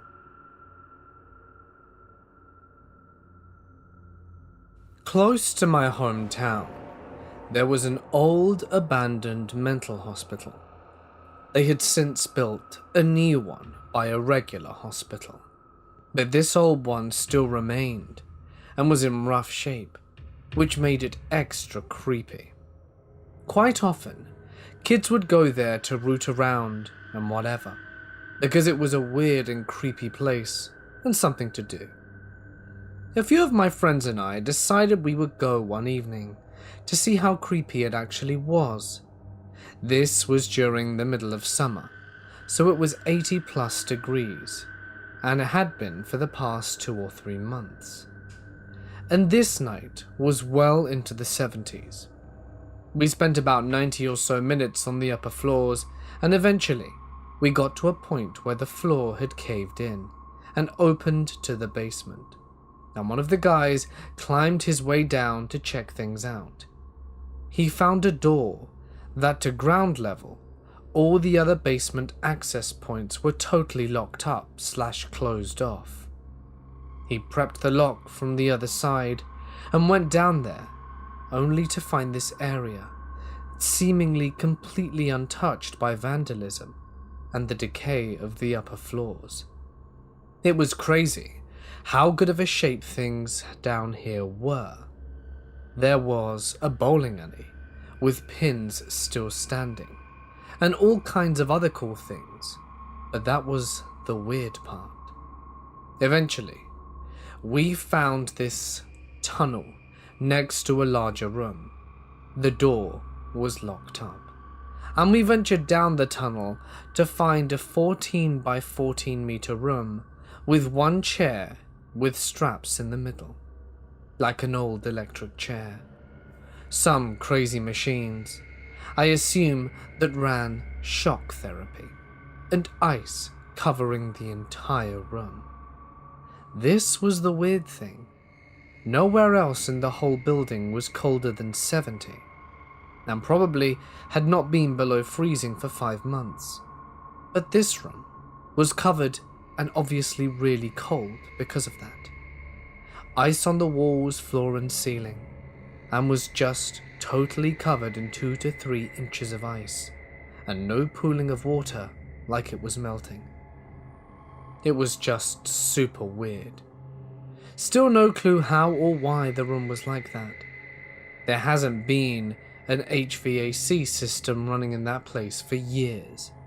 No sign the room had been entered into for at least 40, and overall, it was just downright strange. When we were about 15 or 16, we wanted to go to this abandoned industrial mill at the edge of the forest. There were about 5 of us. To get to the mill, you had to get across this running stream, but you could hop across on rocks if you were agile enough. We got to the mill and couldn't find an openable door, but we had a nosy outside and saw some giant metal machines and a room full of exposed wires, as well as views into the inner bits of the building. Lots of chunks of metal and chairs and stuff. It hadn't really been ransacked, and there was no graffiti, so we were pretty psyched, feeling like we were the first ones there. We kicked this boarded up window a few times. Its nails were pretty tightly sealed, but it eventually fell in. I fell for a second or two and hit the ground with a loud smash. When we looked in, we couldn't see the bottom. I volunteered to go first, and I sat on the edge and eased myself down, but my feet still didn't touch the ground. So, I just jumped. I landed on top of the board, and it made a very loud noise. All of my friends asked if I was okay. Turns out, we'd kicked in the original window behind the board, and when I jumped down, it was really loud, and they thought that I had hurt myself. I turned on my headlamp and helped the rest of them down. So in this building, we were in the basement. There was a lift in the middle, a proper old school BioShock type thing, and we pulled the trellis aside and got inside to have a look. At the back was a panel, and when I shone my lamp on it, it had some proverb about owing our lives to God. Whilst I was looking at the room, it suddenly lit. I was dazed. Turns out my friend flicked a switch inside, and the lights still worked. We went nuts. It was super exciting. We heard a shuffling sound from upstairs. Since we were in the basement, we had to go up to get out of there, and we were scared shitless. At the end of the day, we were just kids. Resigning ourselves to an encounter, we picked up a nearby spade and started creeping up the stairs. We heard sounds coming from behind a door. We busted through, and inside were 10 builders. They looked straight at us, shovel in hand. We instantly started running, found an emergency door that opened from the inside, and ran through the woods. The police passed us going the other way, and I tripped over my shoelace when I saw them, and now have a neat scar on my elbow from the fall.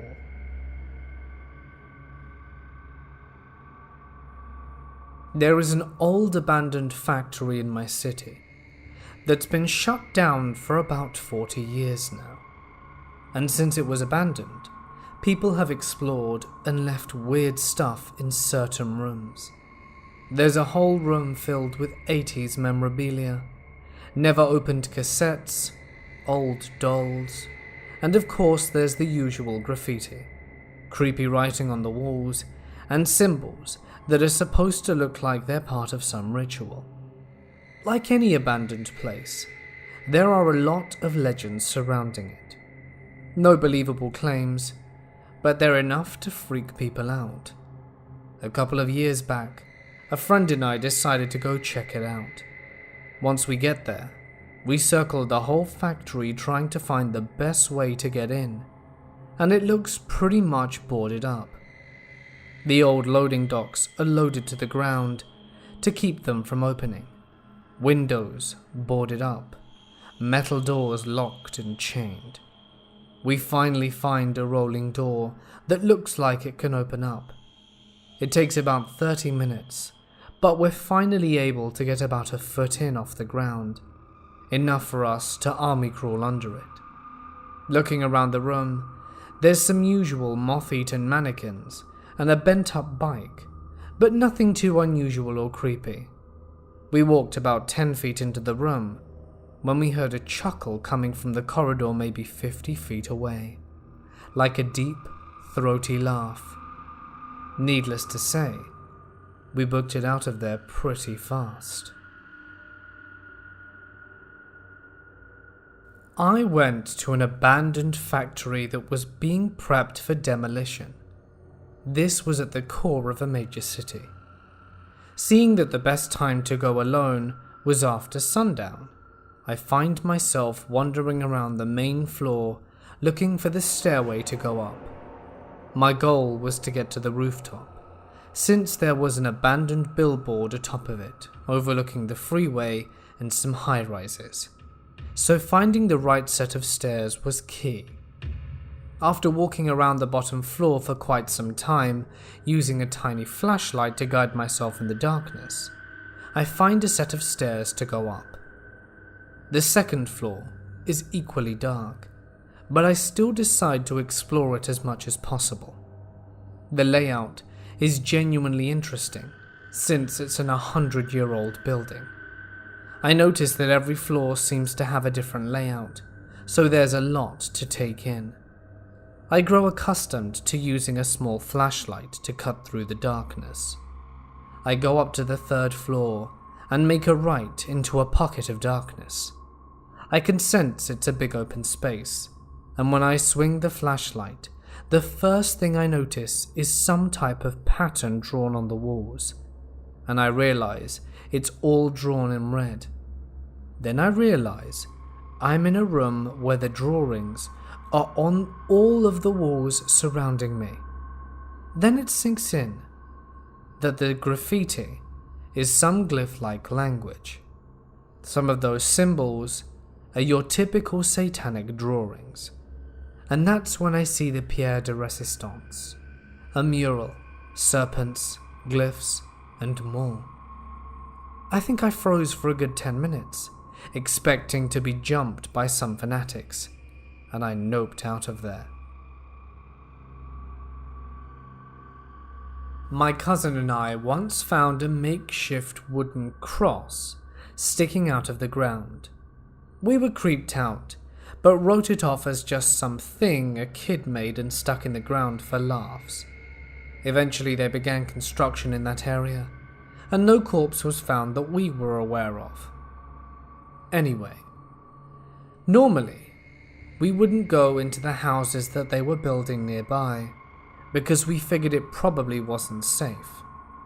We were kids though, and eventually curiosity got the better of us, and we went in. It was in the early stages of construction, so basically just a house frame and foundation. We hung around there for a bit, and realized there was nothing fun about half-built houses, so we headed home. After about 2 hours we got back, and we hear sirens. We look out, and see that there's a fire truck heading into the woods. The fire department made sure no one went into the woods, and there was a small crowd of neighbors formed by the entrance. We asked around for a bit, and one of the firemen told us that a house had burnt down. Turns out, it was the same one that we were in not 3 hours ago. A couple of days later on the local news, there was a story about a serial arsonist who was protesting the construction in the woods by burning down houses. I am currently a university student. I drive to school daily, and one semester, I decided that I wouldn't buy the parking permit. I'm currently doing my master's, and have classes only twice a day, so the $60 could be spent elsewhere. Drinks. Yeah, it went on drinks. So I park off campus, and walk about 10 minutes to get to school. There's an old mental institution that connects to the campus. It's a really old and beautiful structure. Next to it, there is a hospital of some sorts. I always assumed that they were both in operation. Anyway, cutting through this shortens my walk by about half, so I do it. My classes are all at night, by the way, from 6 p.m. to 8:40, so after class I'm walking to my car, cutting through the grounds of the massive asylum, and I see 12 people walking out of the doors of the huge asylum in their white gowns. I thought it was pretty weird as it was a bit late, and I didn't think that they were allowed in there at the time, but I just kept on walking listening to my music. A few weeks later, my girlfriend dropped me at school, and I mentioned the incident when I was thanking her, because I didn't have to go do the walk. She told me that I couldn't have seen those 12 people, because the asylum had been inactive ever since she's known about it, and she's from the city I go to school in. That creeped me the hell out, and have since bought a parking permit. The college in the town where I grew up hosted a 5K around Halloween, and the high school teams volunteered to help out with the event. The 5K took place at the oldest mental hospital on the East Coast. My friends and I decided to go exploring in the woods after our volunteering shift, having run the trails ourselves countless times, and largely knowing there was the old abandoned wards. We get to Ward 2, a large colonial brick building, set back in the trees and covered in ivy. The steps to the ward were old and rotted, but the 6 of us clambered up them inside the gaping door frames regardless. I was one of the last ones on the landing, as the one who was the most scared. As soon as I stepped inside, I was only able to glance around at the old instruments and cots with straps before the odd, rotted landing gave out and I fell through and got stuck in the floor. I would have shat bricks if something other than my friends had grabbed me. Needless to say, once I climbed out, we all bolted back to the race site and never looked back. In my town, there was an old insane complex spread out through multiple buildings. Most of it has been torn down or repurposed over the years. However, one of the buildings that remained looked to be an old radio room or something like that. As I was walking around this room, I noticed stairs that led below. The basement of the building was flooded at around 2 feet high. Around this time, I remembered they built maintenance tunnels throughout the complex, and thought this would be a good entrance. I left and came back with boots and waders. When I got down, the basement was just trashed. There was rubbish floating all around, but the entrance to the tunnels were bricked off. Then I tripped on something as I stopped to look around and take it in. I realized that the bottom was filled with various animal parts and bones. I looked down, and there was a dog that had obviously been killed by human hands. It was cut open, just laying there on the shallow side, maybe an inch or two of water. I apparently stumbled on some deranged person's animal sacrifice room, and I got out of there really fast. A week later, that building was set on fire. I was exploring a larger abandoned munitions factory complex, several square miles big. It was late, and I was walking down one of the numerous abandoned roads. I heard a low thumping noise that grew louder and louder. I realized almost immediately it was a helicopter, a very low one. It suddenly appeared over the tree line, maybe half a mile to the east of me, with its searchlights on, pointed down. I jumped down into the ditch beside the road, which had plenty of scrub for cover. I didn't see the helicopter again the rest of the night, nor did I see anyone else. But damn, that experience was unnerving.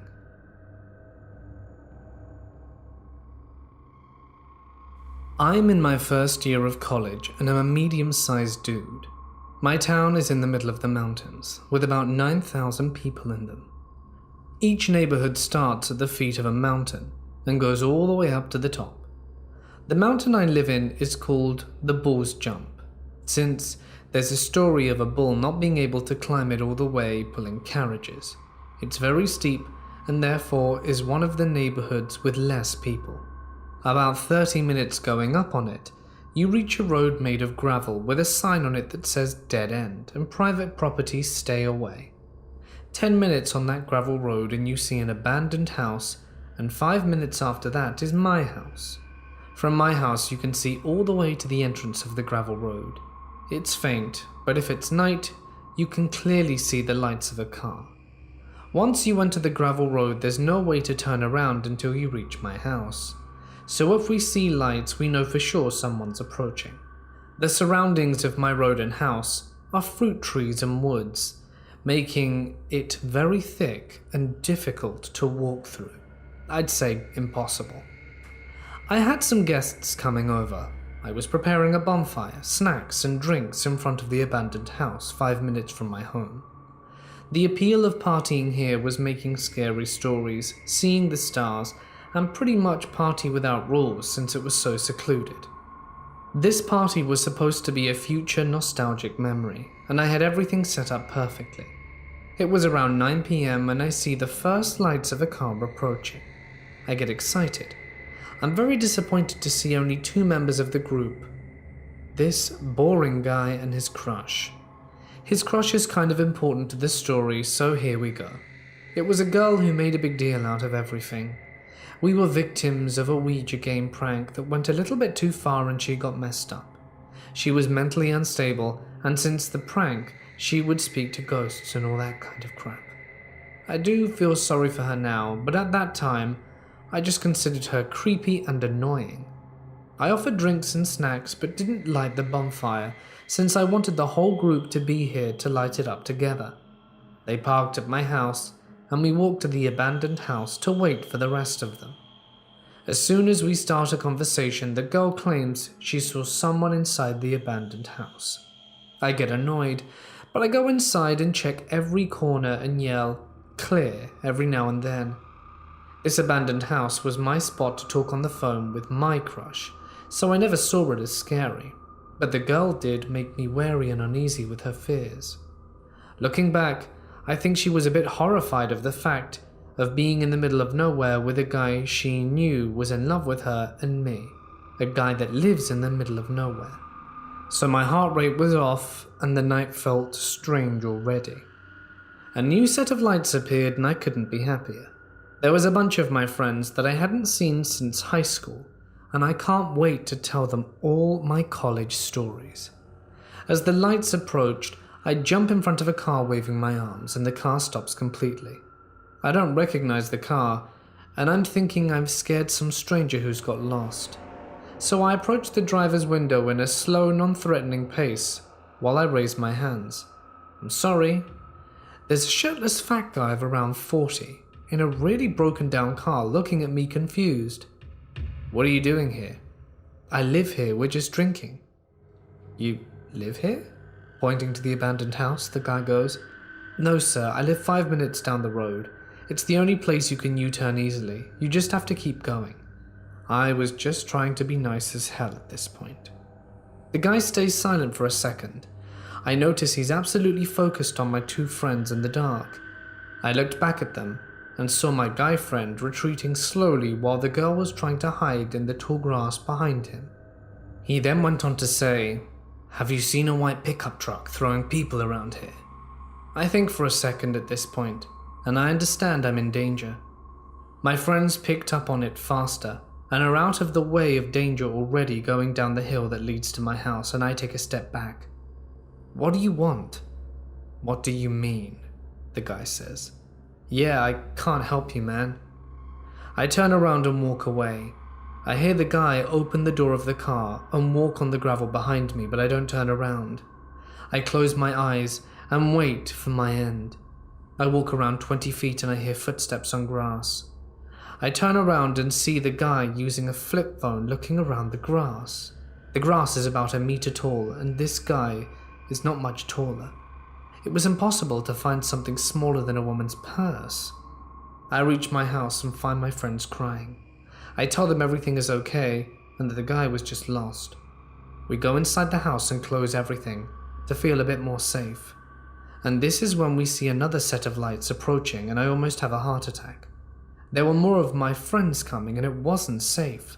The fat guy was still trying to find something, and I wake up my parents so my friends feel okay and head out running. I didn't know what my hopes were. I stand about 20 meters away from the abandoned house and see a white pickup truck and the mysterious car. I see no less than 4 figures moving around the cars, and I hear some grunts and heavy stomping. Nothing makes sense, so I crouch on the grass, barely even breathing. After 10 minutes, both cars somehow U-turn their cars and leave, which makes me think they'd done this before, since there's a very hidden and challenging way in order to do this.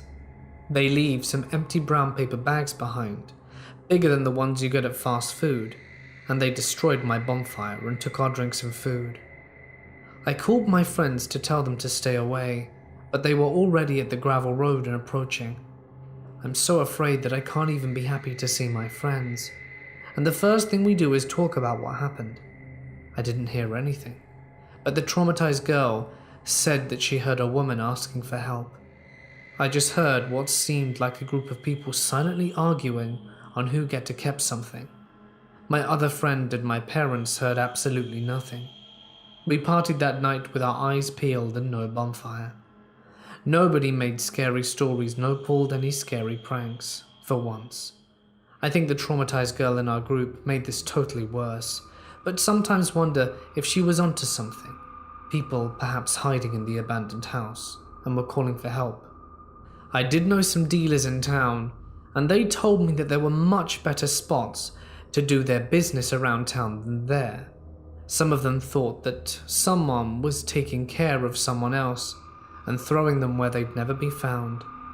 After 10 years, I still wonder what that was all about. Nothing has ever been found there. It must not have been super bad, because otherwise I wouldn't be alive. What in the hell was that all about? I really wonder, and I guess I'll never know. This happened to me and the man I was dating back in the late spring of the year 2000. I'm an avid and experienced urban explorer. I have visited many different abandoned sites. The place I'm telling you about now has been explored several times by others since, but when I visited, it wasn't a common knowledge location, and all the buildings were still intact, except for the main house, which had, from what I had heard, burned, leaving nothing but the outer stone wall. Nothing but the outer wall remains. All the other buildings were torn down since I was there. To more recent urban explorers, it's known as the Stone Castle, and more recently, the Ulster Castle. This is the name given by the Heritage Society that decided to fix it up. When my boyfriend at the time discovered it, he saw it in the distance from a roof he was working on in Oro, Medonte. There was, but not anymore, a large barn, a carriage house, and towards the back of the property a stable. The first weekend we both had off together, we made the hour drive to explore it. The property was absolutely stunning. On the top of a hill back from the road, you could almost imagine living surrounded by such beauty. And we did exactly that. The house itself was gone except for the wall, and if you looked into the basement window, you could see an old stove laying among the wreckage. You could tell it had been a beautiful home at some point to whoever owned it. Being the explorer I was, I insisted that we investigate every single corner of every single building that was on the property. And although my ex was less than enthusiastic about it, I insisted. I honestly did not see the point of driving for an hour just to look at the outside of the building. No, I had to go in. The first building we explored was the barn, both upstairs and down. Down in the basement of the barn is where things went from wow to holy crap real fast. The basement had been used as a place for satanic sacrifices. There was satanic artwork all over, a knife that appeared to have blood on it, and an altar with black candles, a bottle of what smelt like blood, and the most disturbing piece of whatever satanic group was using is they had built a makeshift cage out of the silo with chains inside and everything. My boyfriend at the time wanted to get the hell out of there as fast as possible, but I convinced him to stay so that we could explore the rest of the buildings on the property. I told him it was probably a bunch of kids just screwing around and that it was no big deal, right? Wrong. Our next stop was the stables at the back of the property, and honestly, I was so caught up in my love for exploring that he would not have been able to persuade me to leave without going in every single building no matter what. I opened the door to the stable and the smell hit me. Rotting flesh. The entire room was littered with animal corpses, dogs, cats, rabbits, even coyotes and foxes that had been horribly mutilated. It was the worst thing I'd ever laid my eyes on. As soon as my boyfriend saw that, he grabbed me and said that we were leaving right at that moment, and that killing animals is not kids doing stupid things. This is serious. We started leaving, but there was one more building. I wanted to check it out on the way out of the carriage house. He said there was no way we were going there and stomped off up the hill back to the main house, assuming I would follow. But I did not. I went around the hill by myself and took a quick peek into the carriage house. That was anticlimactic. There was absolutely nothing in it. It's actually a good thing that I snuck off like I did, because if I hadn't, we wouldn't have seen them coming. They would have been able to sneak up on us if we weren't coming up the hill and to do God knows what to us. The first one I noticed was an adult male with a baseball bat. He actually had opened our car door and was rifling through our things, trying to find a key, I'm guessing. There were about 8 people in total in the group, ranging from adults in their 30s to teenagers and children of no more than 11 or 12. They all had weapons: golf clubs, sticks, canes, and baseball bats. I yelled at a guy what the hell he was doing going through our car, and my boyfriend came charging over the hill, bless his heart, right through the posse of creepos and weirdos who seemed to be lying in wait for us. It appeared that we had ruined whatever plans they had in mind, because they immediately backed off some and even tried to hide their weapons behind their backs, which is just as stupid if you ask me. Who wouldn't notice a baseball bat on someone's back? And I demanded to know what the hell he thought he was doing in our car, and he didn't answer. He just looked at me all nervous. My ex-boyfriend said that we were admiring the architecture of the house and that we were just leaving. They let us go and get into our car and drive off, which in itself is a miracle. I say, in light of what we had discovered on the property, they followed us in a black pickup truck with no plates for a good 20 minutes. Instead of heading home, we went to the closest city, which was Bury, filed a report with a policeman who seemed more shaken than us, and headed home. My ex never went back to that roofing job again. He had someone else finish it, and he went to another one. I wanted to go back, but after telling people what happened, I couldn't find anyone to go with me. My ex and I continued various explorations, but we both started carrying weapons. I still carry one to this day, even when I hike. I have not read of anyone else having similar experiences at that castle. Recently, my cousin, who is also an explorer, contacted me with a place she wanted to explore. Guess where and guess what? We've made arrangements to go there in the next couple of weeks. So on that note, many years later, to that castle cult, I hope to never meet you again. And to any other urban explorers out there, please be careful. You never know what you might come across in these abandoned places. About 10 years ago, I would have been in my early 20s. Me and 2 of my friends decided one night to head down some train tracks and break into an old abandoned coal mine on the outskirts of town. My friend had been there a week before exploring with a buddy, and so we climbed through a hole in the fence they had cut. This place was pitch black, and I had no experience with mining yards, so I could only imagine what these giant looming towers and silos were all around us. I could just barely make out these darker patches that were giant doors and holes in the structure, and hear scuttling noises beyond. These noises could easily be explained as pigeons or bats, so we were not too fazed. We continued to our destination. We knew that our town was surrounded by old World War II forts and bunkers, and there was one on a hill in the middle of the mine yard. As we slowly crept towards our goal, I kept hearing a small tapping noise.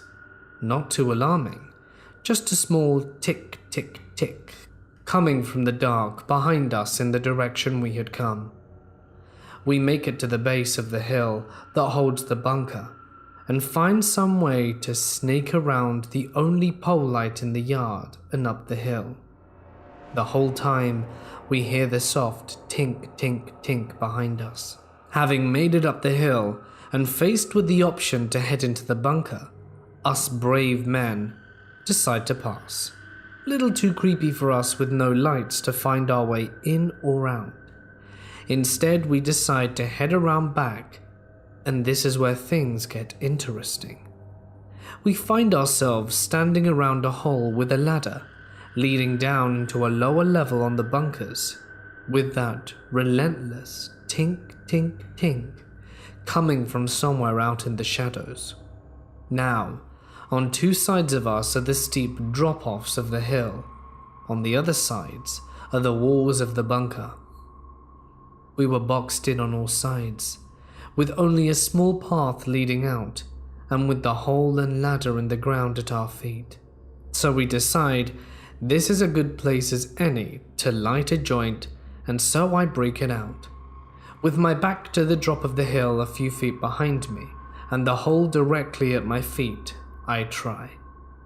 I'm on the top of a hill without much cover from the wind, and have a difficult time getting the joint lit, and I'm growing frustrated.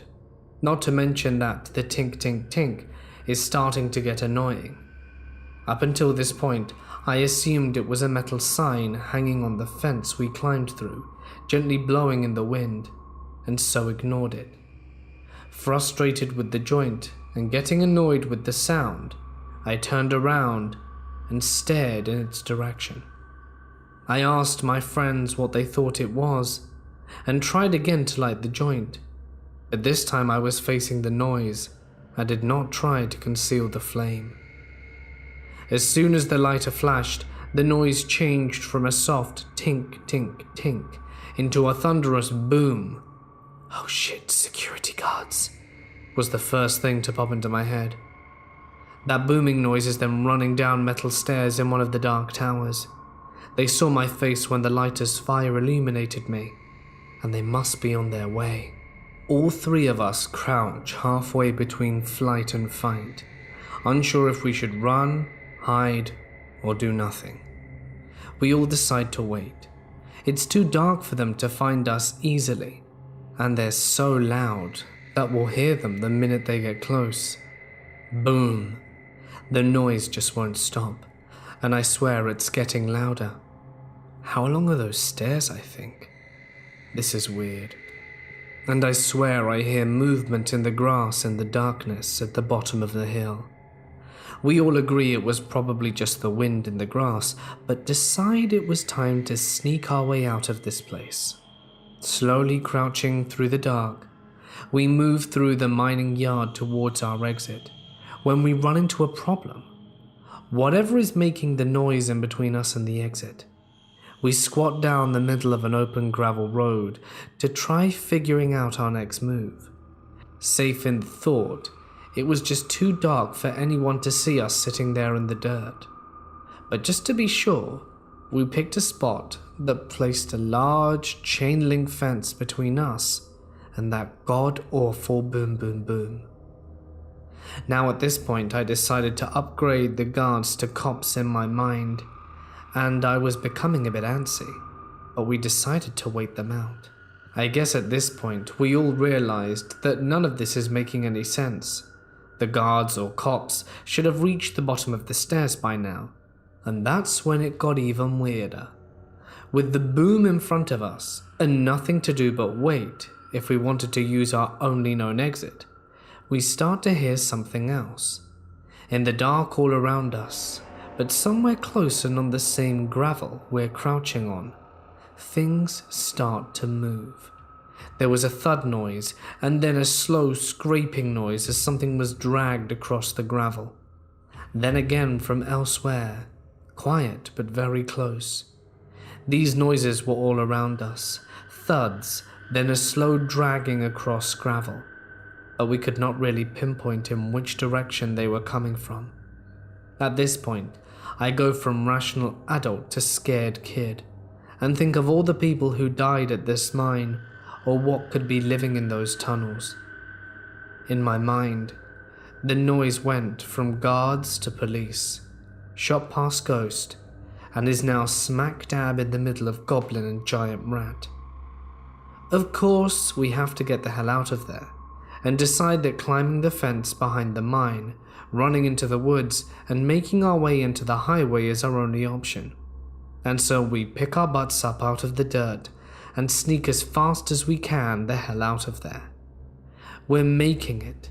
The noises are now behind us and not getting any closer, and we find rows and rows of empty coal train cars. Perfect. We can walk freely between them with no chance of being spotted from a distance. With the end of the mine yard close by, and with the protection of the train cars, we relax a bit and talk in a less hushed whisper. I guess that was a mistake. A few seconds after entering the rows of train cars, the first car explodes in a boom noise. Whatever was making that booming noise was right behind us, only feet away.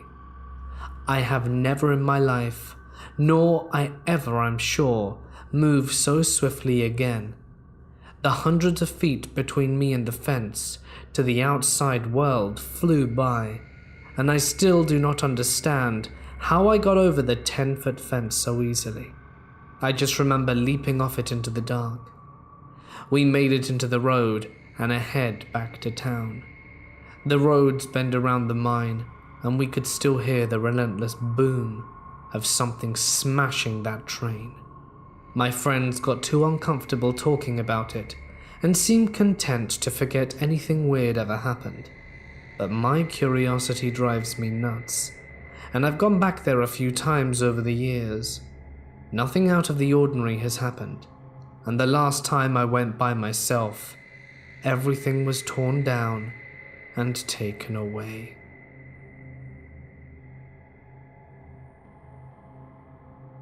Back when I was in high school, my friends and I loved exploring creepy places.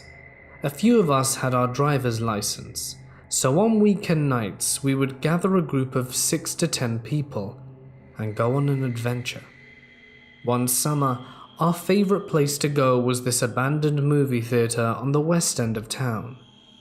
This place had probably closed down about 3 years before we started visiting it, and in that time it had become a run-down building. There were no trespassing signs on the front entrance, and each of the fire exits around the building coming from the theater rooms. The glass at the main entrance was all broken and had been boarded up. The front door was busted and didn't latch or lock, so people were able to get inside. We knew there had to be homeless people crashing in there, but we were young and dumb and felt invincible as a group. It was part of what made it scary. We would always wait until between 11 p.m. to 2 a.m. to get into places like this, because we didn't want anyone to see or hear us or report us to the cops. We all explored it together the first 2 times we went in. The screens and seats were all torn up inside each of the maybe 8 rooms. The bathroom mirrors were broken, and there was graffiti everywhere. We were fairly sure there were people hiding in there while we were inside, even if we never saw anyone the first 2 times we went in. There were a couple of shopping carts from a nearby Fred Meyer's inside, with cans and bottles in them and a few dirty blankets scattered around in different rooms. It looked lived in. After getting to know the layout of the place the first couple of trips, we made a game of it for the 3rd and final visit.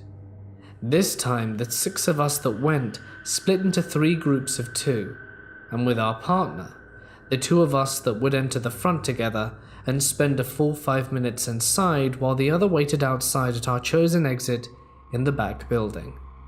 The first 2, Beck and Doug, both went in while we waited outside. About 7 minutes went by, and just as we were starting to worry that we should go in after them, they made it out the other side through the fire exit. Doug told us that they went upstairs into the office, and there was a sleeping bag there that hadn't been there on the previous visit, and as soon as they went up there and saw it, they tried to leave immediately. But they turned around and tried to leave through the wrong exit. They were paranoid that they were being followed out, so they just stood there watching their way, entered the theater room for a minute, make sure they didn't hear any noise, before finally worked up the nerve to run out the right exit in the room across the hallway. Both Doug and Beck wanted us to leave, but Jack and I weren't having any of that and insisted on going in. Brad and Drew, the other 2 of the group that were going to go in last, wanted to come with us, so the four of us went inside while Beck and Doug both waited at the exit. The first thing we all wanted to do when we got inside was go check out the upstairs office. Just as we started to make our way up the stairs, we all heard a loud banging sound. It was coming from the back of the theatre. We all agreed it had to be Beck and Doug trying to scare us, so that we could come out and we could leave. We got upstairs and the pounding stopped. Doug was right. There was a sleeping bag rolled out on the ground with a few paper bags set up around it. Brad flashed a light in one of them and saw a syringe and something that looked like a vibrator. We were all pretty grossed out and had a little laugh about it. We looked around up there and didn't really notice anything else interesting, and we were staring back down the stairs when the pounding started again. We decided we should probably make our way to the exit. I hoped we hadn't been caught trespassing by the cops. We came out through the exit and immediately both Doug and Beck were talking over themselves to tell us that about a minute after we entered, a really tall, homeless-looking, creepy man with greasy hair walked right past them, heading for the entrance. Beck said hello as he passed, and the guy stopped, turned and kind of lunged a few inches towards him before stopping. One side of his face was really wrinkly. Beck thinks that he might have been a burn victim or something. The guy stared him down for a few seconds, and then without saying anything, turned and walked around the corner where we had gone inside. They started pounding on the door right after he was out of sight, to try and warn us there was a scary dude in there with us. We were in there for about 5 minutes with this guy and never saw him. He had to have heard us and hid somewhere. We started to walk back to our car in the Fred Meyer's parking lot, about 100 yards away, and a car pulled into the parking lot and shined its headlights on us, before flashing its red and blues. The police officers had us all sit down in front of the spotlight in front of the car and asked us what we were doing. We told him we were going to head inside the movie theater, but a really scary tall guy walked in and we chickened out. He told us it was really dangerous to go into places like that, as there had been violence in that building before, and it'd be a shame if we were going to be hurt doing something stupid. He let us go when we drove off, and we saw him shining a light inside the front entrance. We took the nice police officer's advice and never went into places like that again. I never did find out what violence he was talking about. It could have just been a tactic to scare us out of coming back. But regardless, we stuck to graveyards and cemeteries after this. Better to be safe than sorry after all. I lived in the suburbs of a small town in Italy until I was 19. Near my house there was a dirt road that leads into a small wood. I went to the woods with my friends, and a lot of the times when I was a kid would go there to play and explore. Before entering the woods on the side of the dirt road, there is an unfinished house, and going forward there is a country house built far from the road, accessible via a small path. I first saw the orb when I was 12, and I was going to the woods on my bike with my friends. We opted to stop and explore the unfinished house on the side of the road. So we went inside, but there was nothing interesting, just an empty house which we decided to leave. Before going out of the house, I noticed some stairs that were leading to the first floor. My friends were already on the road, ready to go, except for one of them that was still in the house with me. I asked him to wait for me, as I was going upstairs to see what was there. I was a little scared because the first floor was dark, but I decided to go there anyway. I took 2 steps and saw something on the last step. It was a new bouquet. It looked like someone had brought it the same day and dumped it there. At this point I was very scared and unsure if I should move forward. I took 2 to 3 more steps and I was able to see a room on the right. Inside the room there was the orb, a small white orb with a light floating inside it, but it wasn't a normal LED light. That light wasn't propagating. It wasn't enlightening or anything. It was just contained in this small orb that was stationary. I ran downstairs and outside as soon as I saw it, and never mentioned it to my friends, fearing they wouldn't believe me. As time passed, I forgot about the event. But when I reached 15, I started smoking weed, so I usually went to the woods alone to smoke in peace. Nothing ever happened in the woods, so it didn't scare me, even though the house did. So every time I went to the woods, I ran when I was passing by the house, and then forget about it. But someday I decided to explore the country house.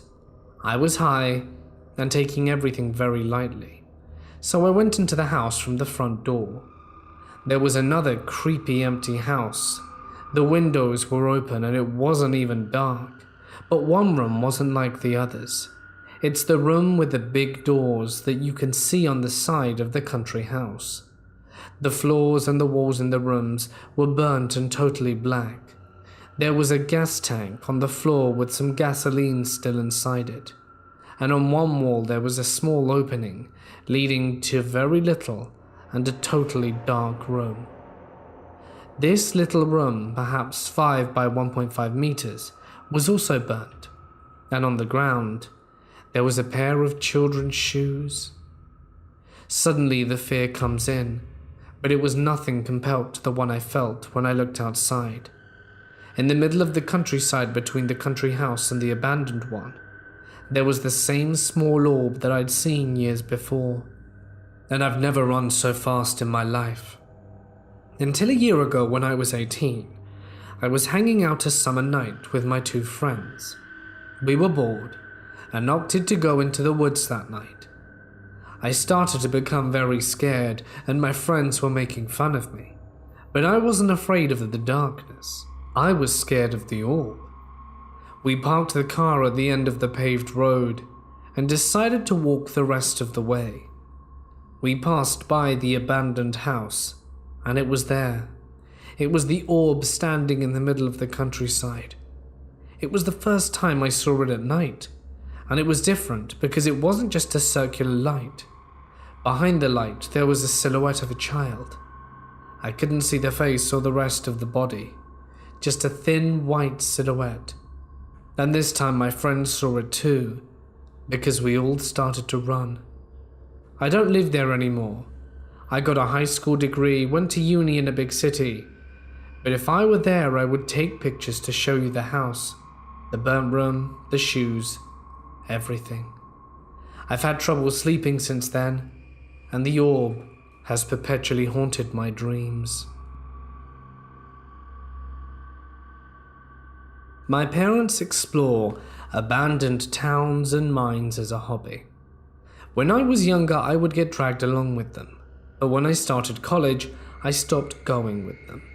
However, in those times that I did go with them, I did encounter a lot of things that made me feel uneasy. Of course, I am and always have been a skeptic, so I always just assumed that it was the atmosphere getting to me. But there was one time that I legitimately can't explain what I saw. For context, I live in Arizona, and most of the places we explored were in the northern part of the country. There's quite a few towns in that area that are dying or have already died, and there are plenty of mines that have long since been out of operation. I can't remember where this encounter took place, but I do know my parents wanted to visit it after they saw some paranormal investigation show cover the site of this abandoned mine. My parents aren't exactly paranormal investigators, but they do like visiting and photographing creepy locations, and supposedly haunted locations usually end up having some truly haunting imagery. Getting to this mine was more trouble than any of us expected. The road was so rough that we had to park off to the side and walk a mile or two to even get there. I don't remember if she heard this from anyone in the local town or if it was mentioned in the TV show, but apparently a few years prior a couple of kids went exploring at the mine and went missing. It was an assumption that the kids probably fell down an open shaft as they weren't blocked off, and once I got a good look at them myself, they truly looked like bottomless pits. More so than any other creepy place we have visited, I just felt so uncomfortable here. I'm not a particularly violent person, but a voice in the back of my mind kept telling me to push my stepmom down into the mine shaft. After all, she was standing right in front of them with her back turned to me while she was trying to take pictures down it. No matter how much I tried to shake off the idea, I couldn't help but feel like it was in my best interest to just push her down. Once she stepped away from the bottomless pit, the thought went away and I felt like a weight had been lifted from my shoulders. I've heard that these kind of morbid thoughts aren't too uncommon, especially around ledges, but part of me feels like this was different, even though I can't say I have any proof that it was.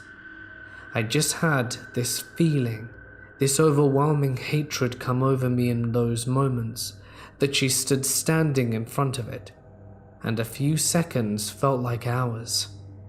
After she was done taking pictures around that area, she went to go photograph some other areas while my father and I started walking down a path to see if there was anything of interest on the other side.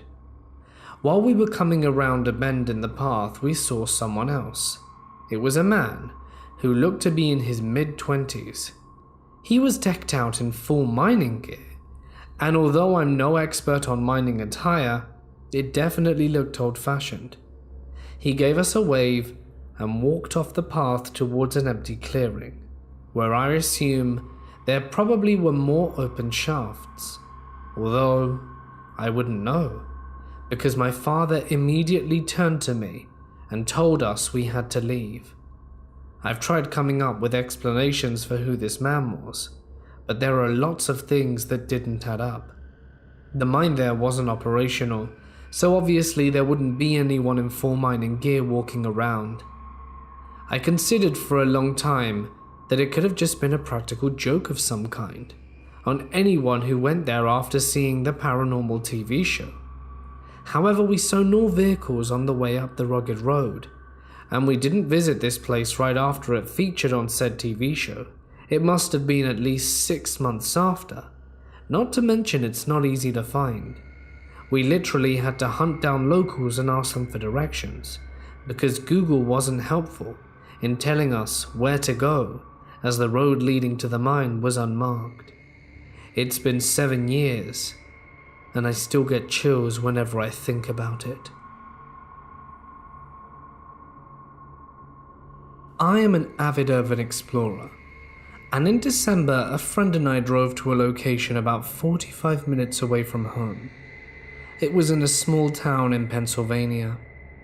To get to the abandoned house, and more or less crumbling house, we had to drive on a 1-lane road through a forest. When we entered that road, there was a dead deer lying on the side of the road. Not uncommon, but it would be later on. Then her GPS malfunctioned and told us to return to the route, even though we were already on it. The arrow was pointing in the opposite direction we were going, away from the forest. We kept driving anyway and turned into the parking lot. There were only a few cars. There's a walking trail in the forest that people use to bike and run. We go to the structure, an old water tower, and take some pictures, and opt to walk on the trail. We're both feeling really off, like there was a secret that everyone on the path knew except for us. We were the only ones on the path, and we were walking and making small talk, when we heard a bike bell behind us. We turn around, and a woman goes ahead of us on her bike, and then stops to tie her shoe. We keep walking and my friend says, "Look at her bike, there's no bell on it." so we have no idea where the bell came from. There were only about 4 cars in the parking lot, but we ended up passing over 30 people. They all stared at us too, never breaking eye contact. Then my friend pointed out something, a boulder that had a stream of water trickling down it, but there wasn't a source or a crack. It was just starting from the middle of the rock. Again, it was weird. We kept walking down the trail, and I stopped and pointed into the forest. There was a tall black figure standing far by the trees. It looked like a man, but I couldn't make out any clothes or even a face. We were looking at it, when there was a loud snapping noise right behind us, like a tree branch. We turned around quickly, but there weren't any sticks or branches on the ground at all. When we looked back in the direction of the figure, it was gone, all in about 5 seconds.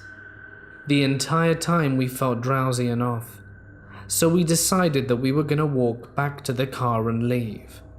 There was no one else there, and no cars in the parking lot. We drove back through the forest road. We were only out there for about an hour, and when we got to the intersection that brought us out to the forest, the deer was still on the side of the road, except it was entirely bones. Just a skeleton, not even bloody.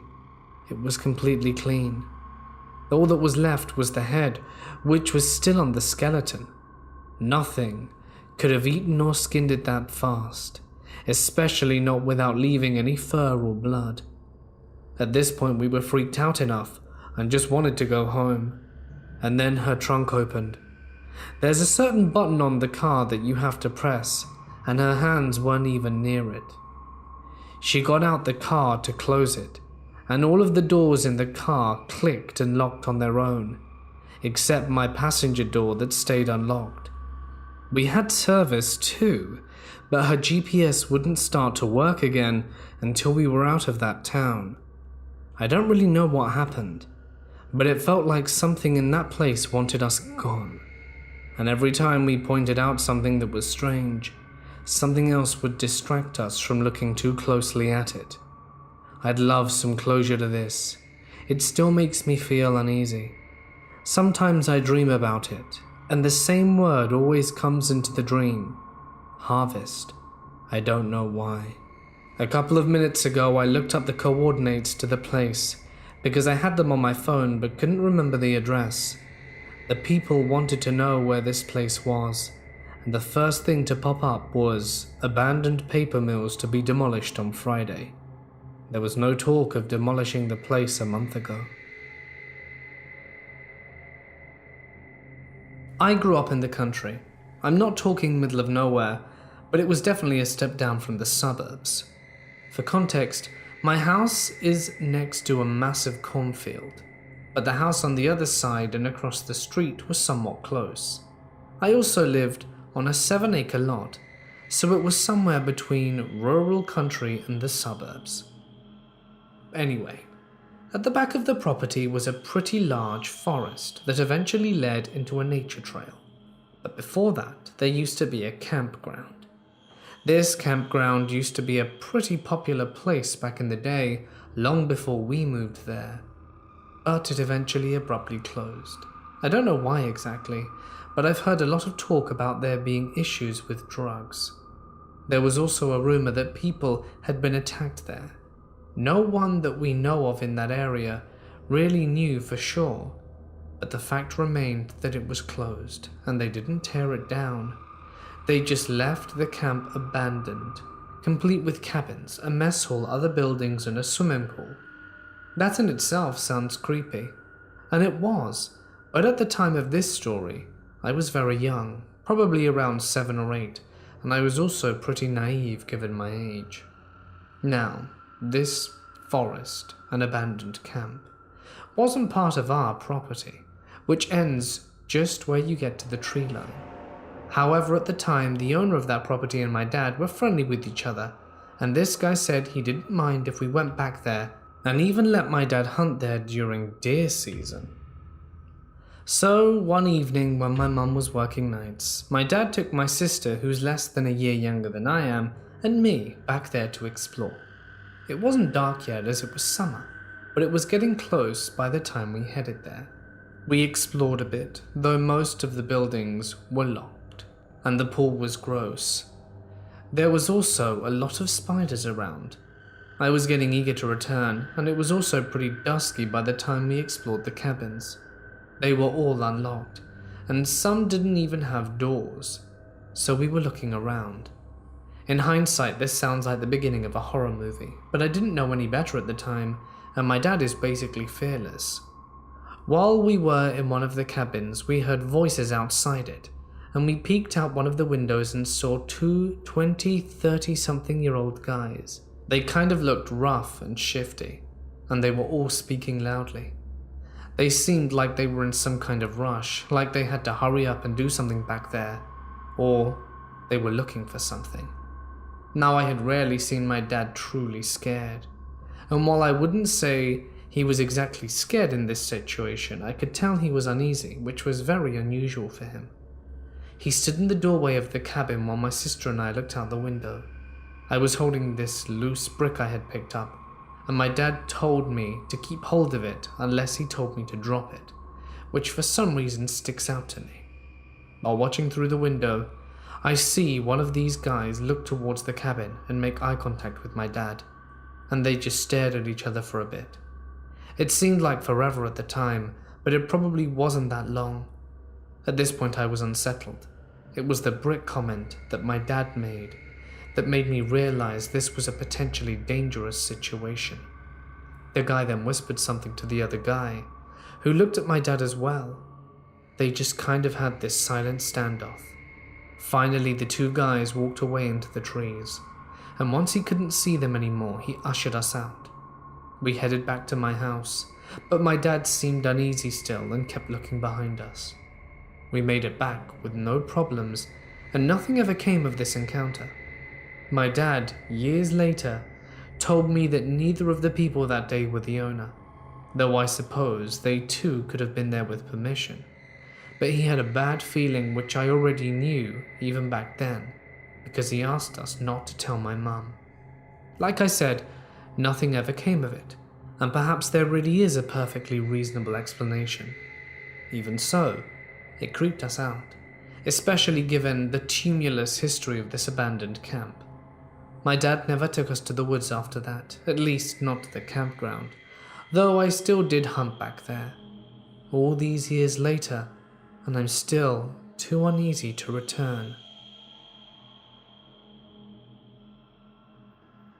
In March 2011, I took a late-night drive with 3 high school friends.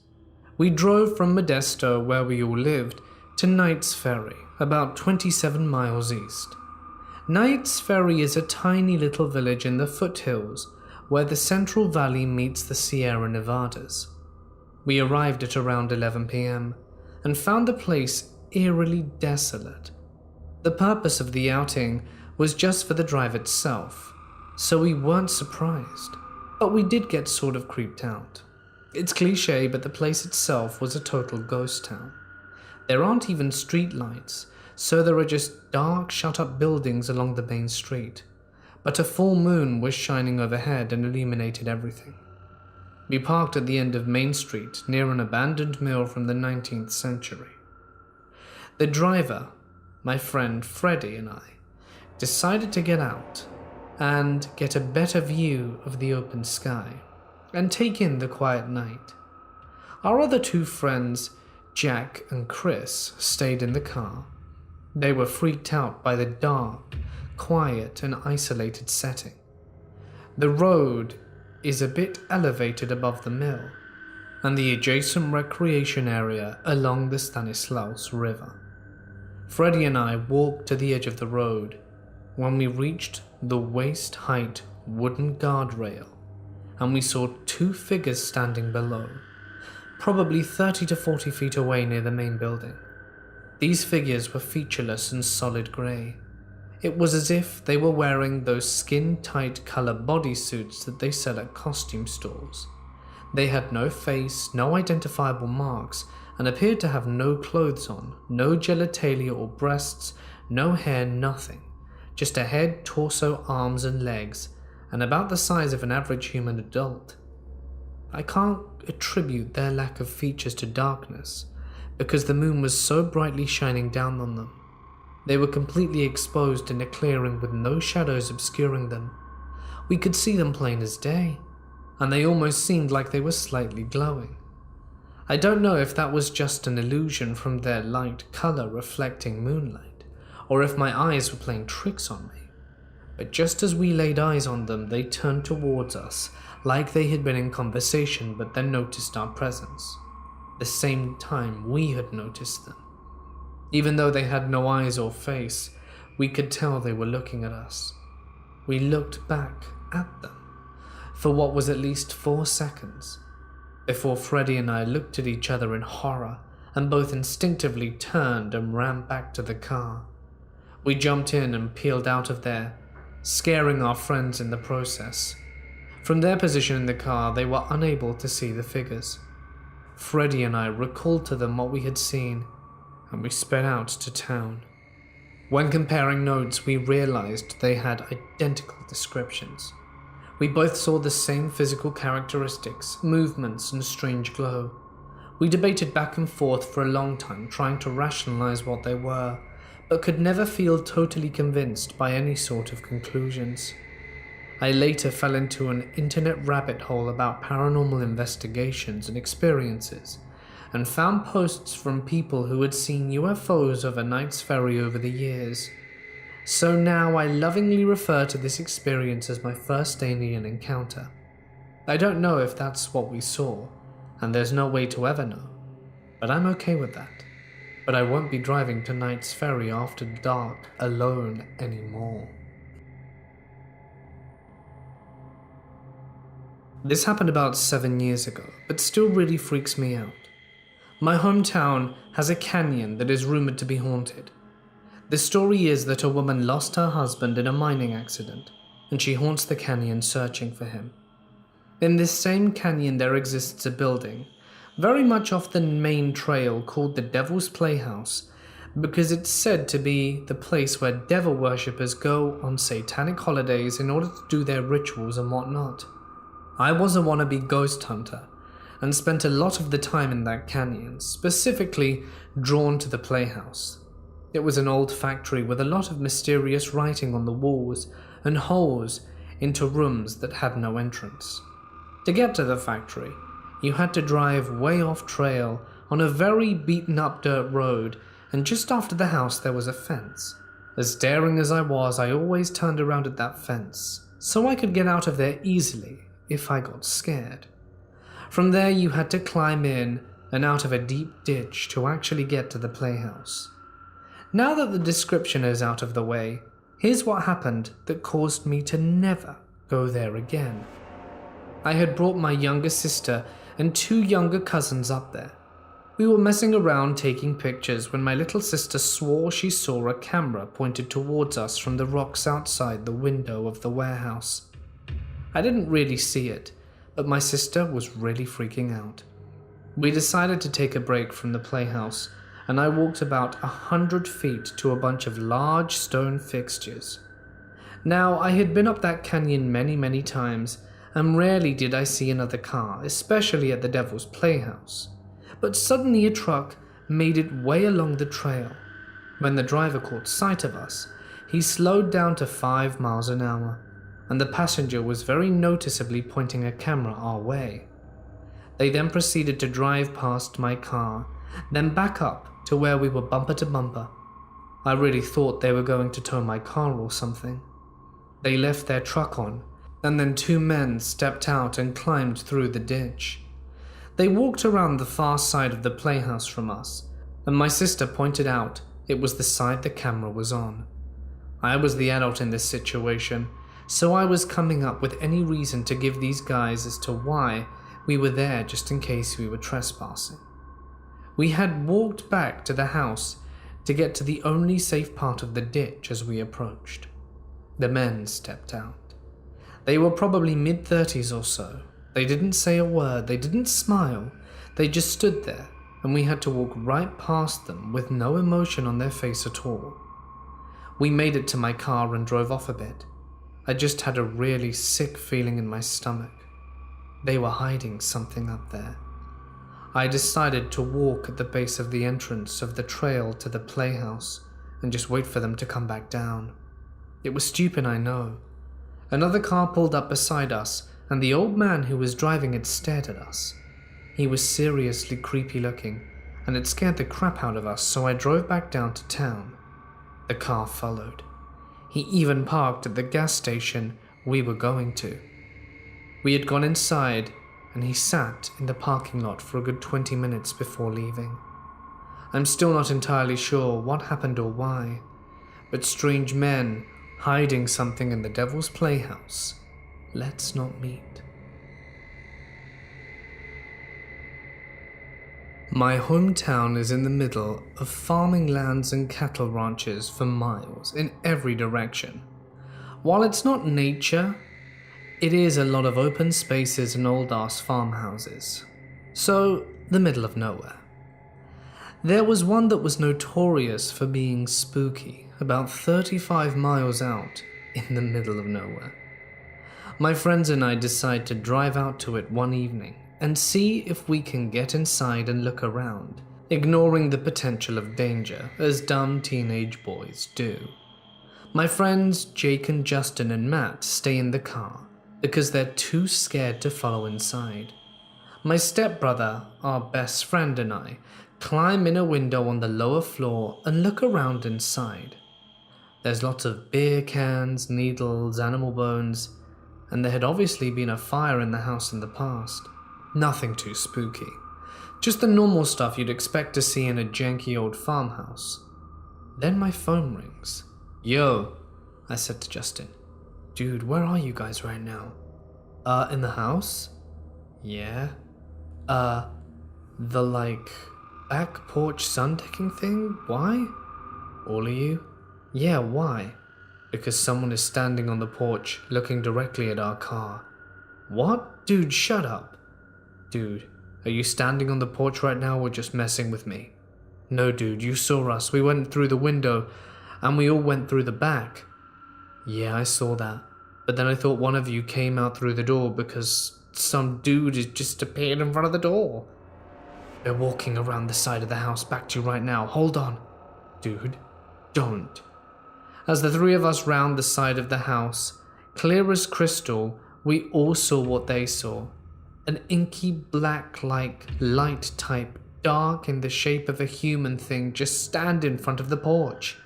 This was the middle of a farm, in the middle of nowhere, with no streetlights, just moon and stars and the faint glow of a city way off in the distance. And yet, I could still make out a very obvious humanoid type figure, because of how much blacker it was in contrast to the rest of the surrounds. Although it had no eyes or face that I could discern, I could swear it was looking directly at me with its time you left kind of energy. Not overly hostile. It's time you left. Now. We took off in a dead sprint back to the car and we booked it out of there. We went to Denny's where it's safe.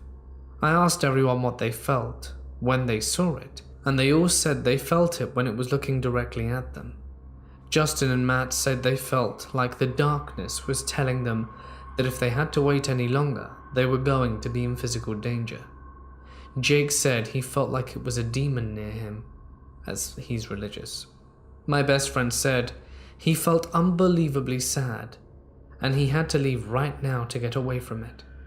He's not an emotional guy, so that was shocking, and my stepbrother and I were the only ones who said we didn't feel any anger or hostility. It was just a very stern order to leave immediately. 2 weeks later, the property burnt to the ground. A friend and I were exploring an abandoned hospital, and the way it was set out was via a bunch of joined buildings. All the windows and doors were boarded up, aside from one place where we could squeeze in past a loose board, and the layout meant that once we were in there, we had access to pretty much the entire main building. Obviously, it was darker than dark in there, and we have to remember which wing we'd come in from. We had flashlights, so it wasn't too bad. But then we got to this room, where there was a lot of cool stuff left behind. Beds, filing cabinets, and other things. We wanted to take pictures, so we turned the flashlight off so we could use the flash of the camera. We did this for 10 minutes or so, only seeing the bright flash from the camera. Everything was cool, and then we slowly became aware of noise. Usually an abandoned building is pretty quiet, apart from water dripping and wind doing weird things. But we could hear floors creaking, doors creaking, the occasional scrape or crash of metal against the floor. Basically, it sounded like someone was blundering around in the dark. Now, the layout meant that in order to get back to where we came in, we'd have to walk back towards the noise. There's only one route. We're getting freaked out, so we start moving back through the rooms, stopping to listen all the while. Finally, we get to the side hall that we came in from, and we bolt to the door at the end, finally risking turning the flashlight on and making noise, but it was the wrong door. We stand there listening to the footsteps get closer. We're frozen standing in the dark, totally cornered. If whoever or whatever is making that noise comes down this short hall, we are screwed. We wait and listen, holding our breaths. The scraping and shuffling approaches. Slowly, comes past, and then fades. We wait a bit more, creep out the hall and into the main building again. Carefully, we move one hall over, where we can see a sliver of light from the loose board, and we quietly make our way towards it. Then we hear an almighty scrape and bang behind us, as though someone tipped over one of those huge metal filing cabinets. It was loud. "Time to go," I yell, and we sprint for the door, and there are clear footsteps right behind us. We launch ourselves through the loose board and down the overgrown path. Before taking a quick look back, we can't see through the small gap, but we do not stick around to see if that changes. One night, 4 friends and myself decided to explore a large, supposedly haunted park that led to an abandoned neighborhood that would soon be an addition to the park, creating longer biking/running trails. We had hid out in this part till about midnight because the place closes at 10 and park rangers scout the whole area. In order to get to where we had to be, we all needed bikes and flashlights, so after waiting for a while we took off. I had a large and very bright flashlight, so I rode behind everyone else, mainly because my girlfriend at the time, Sarah, wasn't an excellent bike rider and was falling behind. We went far into this park down a trail until it ended, and we had to get off our bikes, then walk until we hit an abandoned road that was soon going to be turned into a paved road. We reached the abandoned neighborhood that was as creepy as we thought it'd be. It was 1 a.m. and being an eerily quiet street with greenery growing over beaten down houses just gave off a creepy vibe. After taking pictures and failing to really see anything worth noting, we decided to make our way back. Now, on the way back, a bridge we crossed earlier was not completely finished, heading back to where we came. There was a wide opening to go down to the bridge and a curb to hop on, because it was not paved onto the abandoned road. So my girlfriend Sarah did not see the curb to hop onto and hit it, stumbling off her bike. I was behind her holding the big flashlight and almost fell off myself. When I caught myself, I ended up shining the light straight down the bottom of the bridge. Suddenly, I see an extremely pale girl with red hair wearing a dirtied white dress sprinting under the bridge. However, I only got a look at her side. Nope, no way, was the next thing Sarah yelled, riding her bike all the way to the other side of the bridge.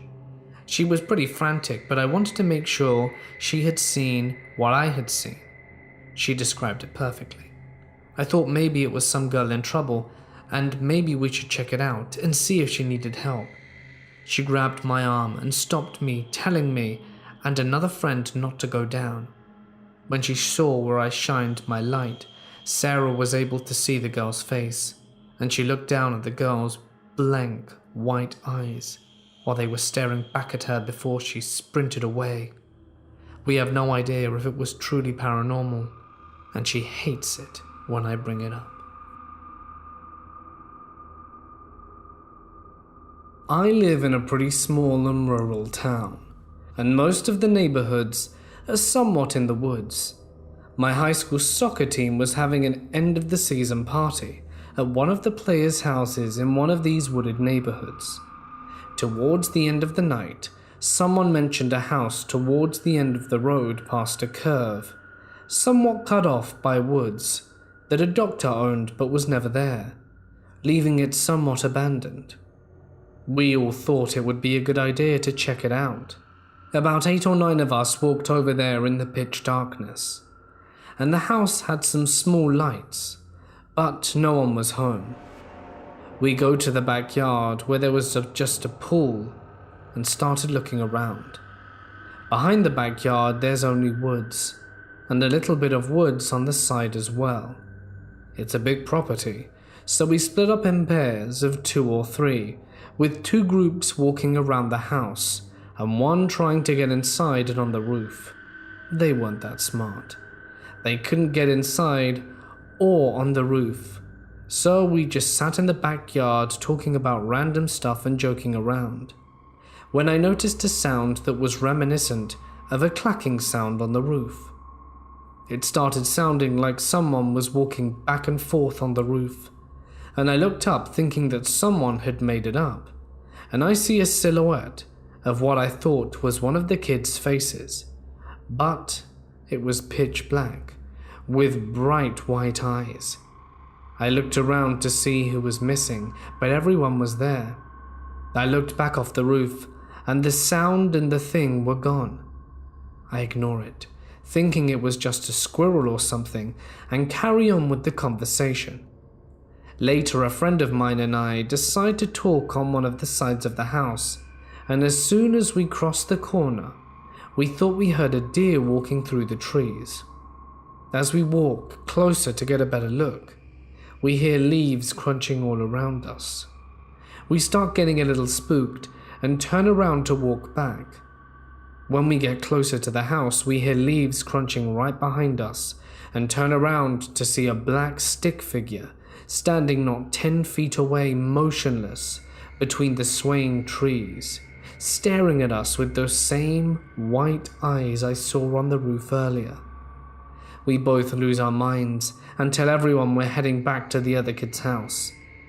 The entire time we're walking off the property and down the driveway, we feel like we're being followed, and still hearing leaves crunching, as if someone were right behind us. As soon as we stepped foot off the driveway onto the main road, we felt an instant relief and didn't hear being followed anymore. We didn't turn around once the entire way back, not until we stepped foot onto the other kid's yard.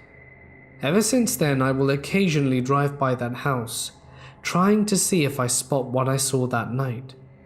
I've only ever seen a pair of white eyes in the woods that one time. The doctor has never returned, and now I think I know why. This was 5 years ago. My good friends and I were about 15 years of age, and doing what kids do, we snuck out every weekend and had older friends in high school to drive us places. In this particular situation, we decided to check out this 8-floor abandoned hospital 10 minutes away from our city. It being 8 a.m. and one of the worst winters in Michigan we had seen in the past 12 years. It was at least -15, with wind chill, because the hospital was less than 200 feet from the Detroit River. So my friends and I arrive, trying not to draw attention because we didn't want police attention. We jumped a 6-foot brick wall only to fall into the courtyard, which had easily 5 feet of unshoveled snow. So we trudged through it to the only entrance of the hospital, which is a back door with a staircase that goes up and down to the basement. Every other door was chained or barricaded, so we made entry and immediately saw satanic worshipping symbols on the walls in red spray paint. Some type of sacrificed animal, which was far too mutilated to even tell what it was, but judging by the size, I'd guess it could have been a small dog. So at this point, my 4 friends and I are disgusted, horrified, and a little bit pissed off. 2 of my friends go down to the basement, while me and the other 2 go upstairs. Flashlights in tote, we all kept seeing silhouettes moving across the hallway in front of us, but always from a distance, so we brushed it off for the moment. But then we had a medical desk tip over in the room down the hall from us, which sent items flying out the room into the hall. We ran so fast, not knowing if it was a bum or a demon.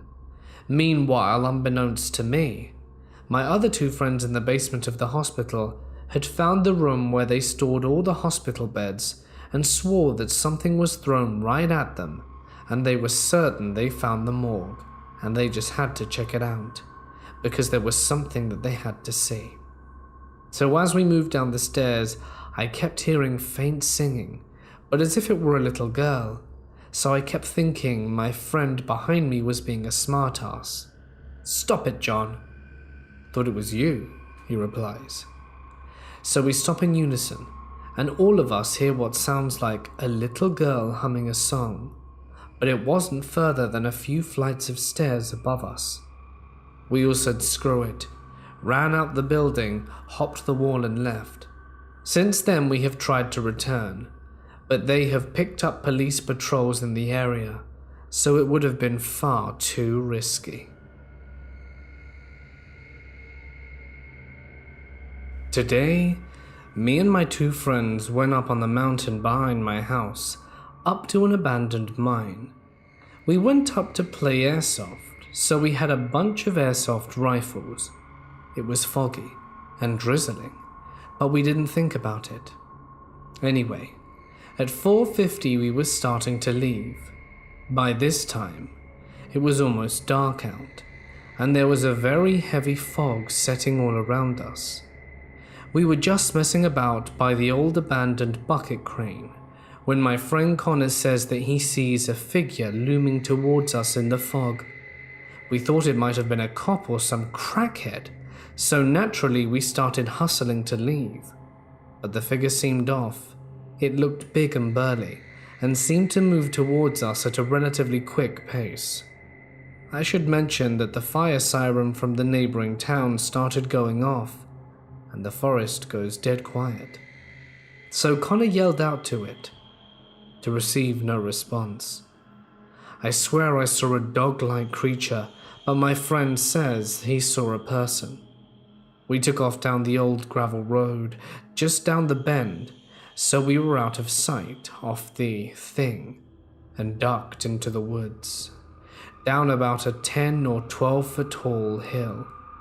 We got 500 feet away from the road when we stopped to see if we were being followed. I saw behind some trees at about my 11 o'clock a figure that seemingly ducked behind the tree. My friend said things were moving to my 1 o'clock. They said they heard screaming almost like a wailing. I, however, heard a dog's bark. We slowly started back and eventually got to an ATV trail where we found a path down to the street. We sprinted down the path and eventually hit the road where my friend said it was following us to the road, where once we were a block away, through the fog and in the middle of the road, I saw the dog sitting, looking at us, but my friends claimed to have again seen a person. My question is, what the hell was that? A skinwalker perhaps? We live in eastern Pennsylvania, so I think that's unlikely. Any suggestions as to what it could be would be appreciated. This happened a few years ago, and I figured I'd share it as I find myself wondering what happened almost every day. My friend and I were interested in investigating a nearby abandoned factory that had a fire happen in it many years ago. So we geared up, grabbing everything we could to make sure we would be okay going into this place. There was a shattered glass window at the back of the factory, where we were going to enter the building from. The first time we pulled into the parking lot, she told me that she didn't like the feeling she was getting, so I pulled away from the building. We turned down a road, seeing a shadow with no features walking down the side of the building. His gait suggested he was injured. So, I turned around, and he was closer this time. We turned around to leave again, with our eyes on him the entire time, and he was gone. We chose to leave at that very moment and try and find a new location, and my friend started to become very silent and unresponsive to me talking to her. As we passed a few places, she started speaking in a monotone voice, staring straight ahead the whole time. She was telling me that someone hung themselves at this place. Someone burnt to death here. Someone shot someone here. Meanwhile, I tried to converse with her to no avail. We left the city we were in and pulled into a Walmart. As we were sitting there, she suddenly came to, asking where we were and what time it was and why we were there. She had no recollection of anything she had said or of any location we had visited. I then showed her a half-hour recording of her that I took on my old cell phone, and she was shocked and had to leave immediately. I went home and researched all the deaths she was talking about, and they were all accurate.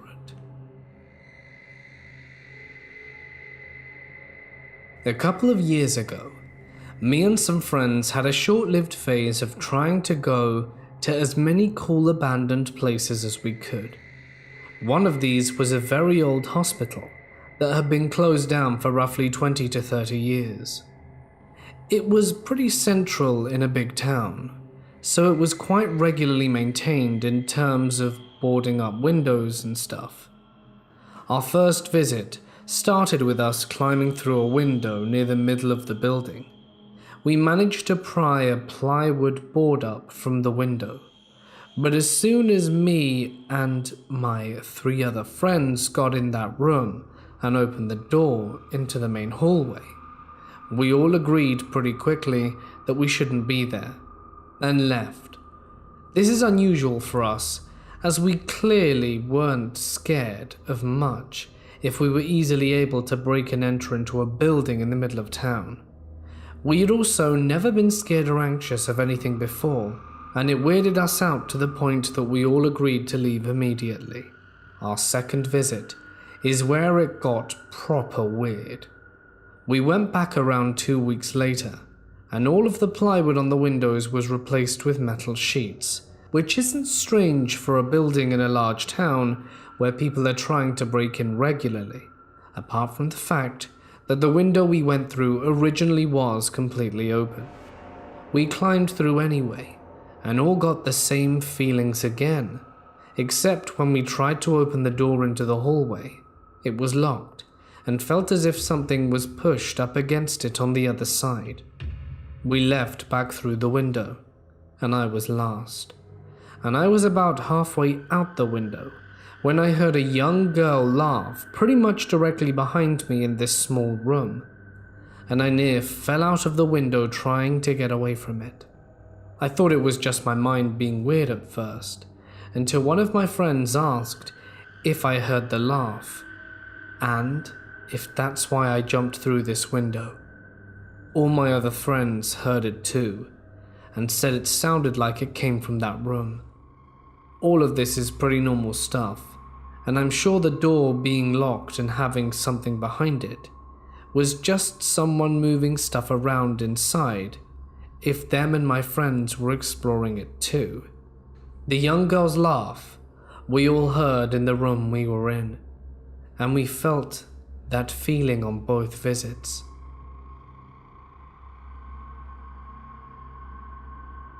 I grew up in Frederick, Maryland, back in the mid-90s to early 2000s when I was a teenager. The city still had a very Rust Belt vibe. Before its fairly recent revival into a hipster-infected douche mecca, it had a fairly large blue-collar presence, particularly among the city's open-air drainage canal, which back then when I was growing up was flanked on both sides by tons of abandoned and/or condemned buildings, both residential and industrial. Now it's all sushi fashion joints, hilariously overpriced condos, and vintage thrift shops like every other city on the East Coast.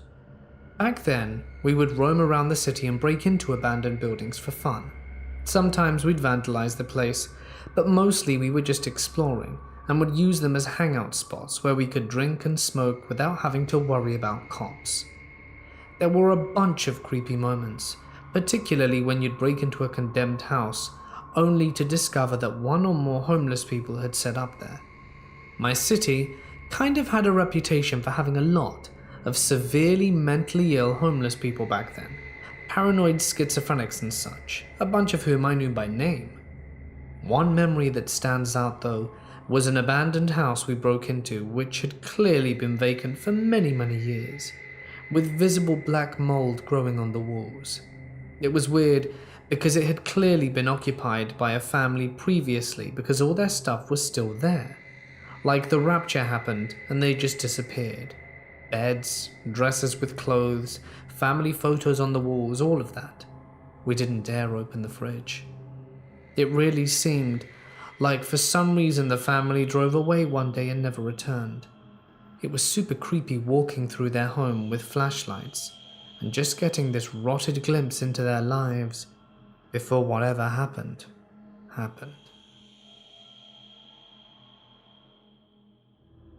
My best friend in high school went through this stage of goth girls. I remember one night they took us haunted house exploring in the middle of the night. Now we pulled over on this random in the middle of nowhere road and crawled through this barbed wire fence by moonlight, past the fence over a small hill. I found myself looking at this 2-story and a basement farm home that was surrounded by a huge fountain. It looked like a run-down version of the home in The Great Gatsby. I wish to this day I knew how to get there. I have no idea where it was in my hometown, just that we were there and it was beautifully run down. I was not a believer in the supernatural or ghosts, so I was casually enjoying the home. Inside there were markings on the wall, knocked down doors and walls, and while you can tell it was beautiful at one time, it was really run down. I broke from the group to check out the upstairs, the basement, and the middle floor. As I was walking back to the group, I walked by the stairwell and nodded to one of the girls that was up there with us who was standing in the stairwell. As I entered the next room, I saw our entire group. I paused, then jumped back to the room with the stairwell. No one was there. While creepy, I know what I saw. I know that place has a feel to it. I wish I could find it again. I would go visit it in the dead of night, just to feel what I felt that time.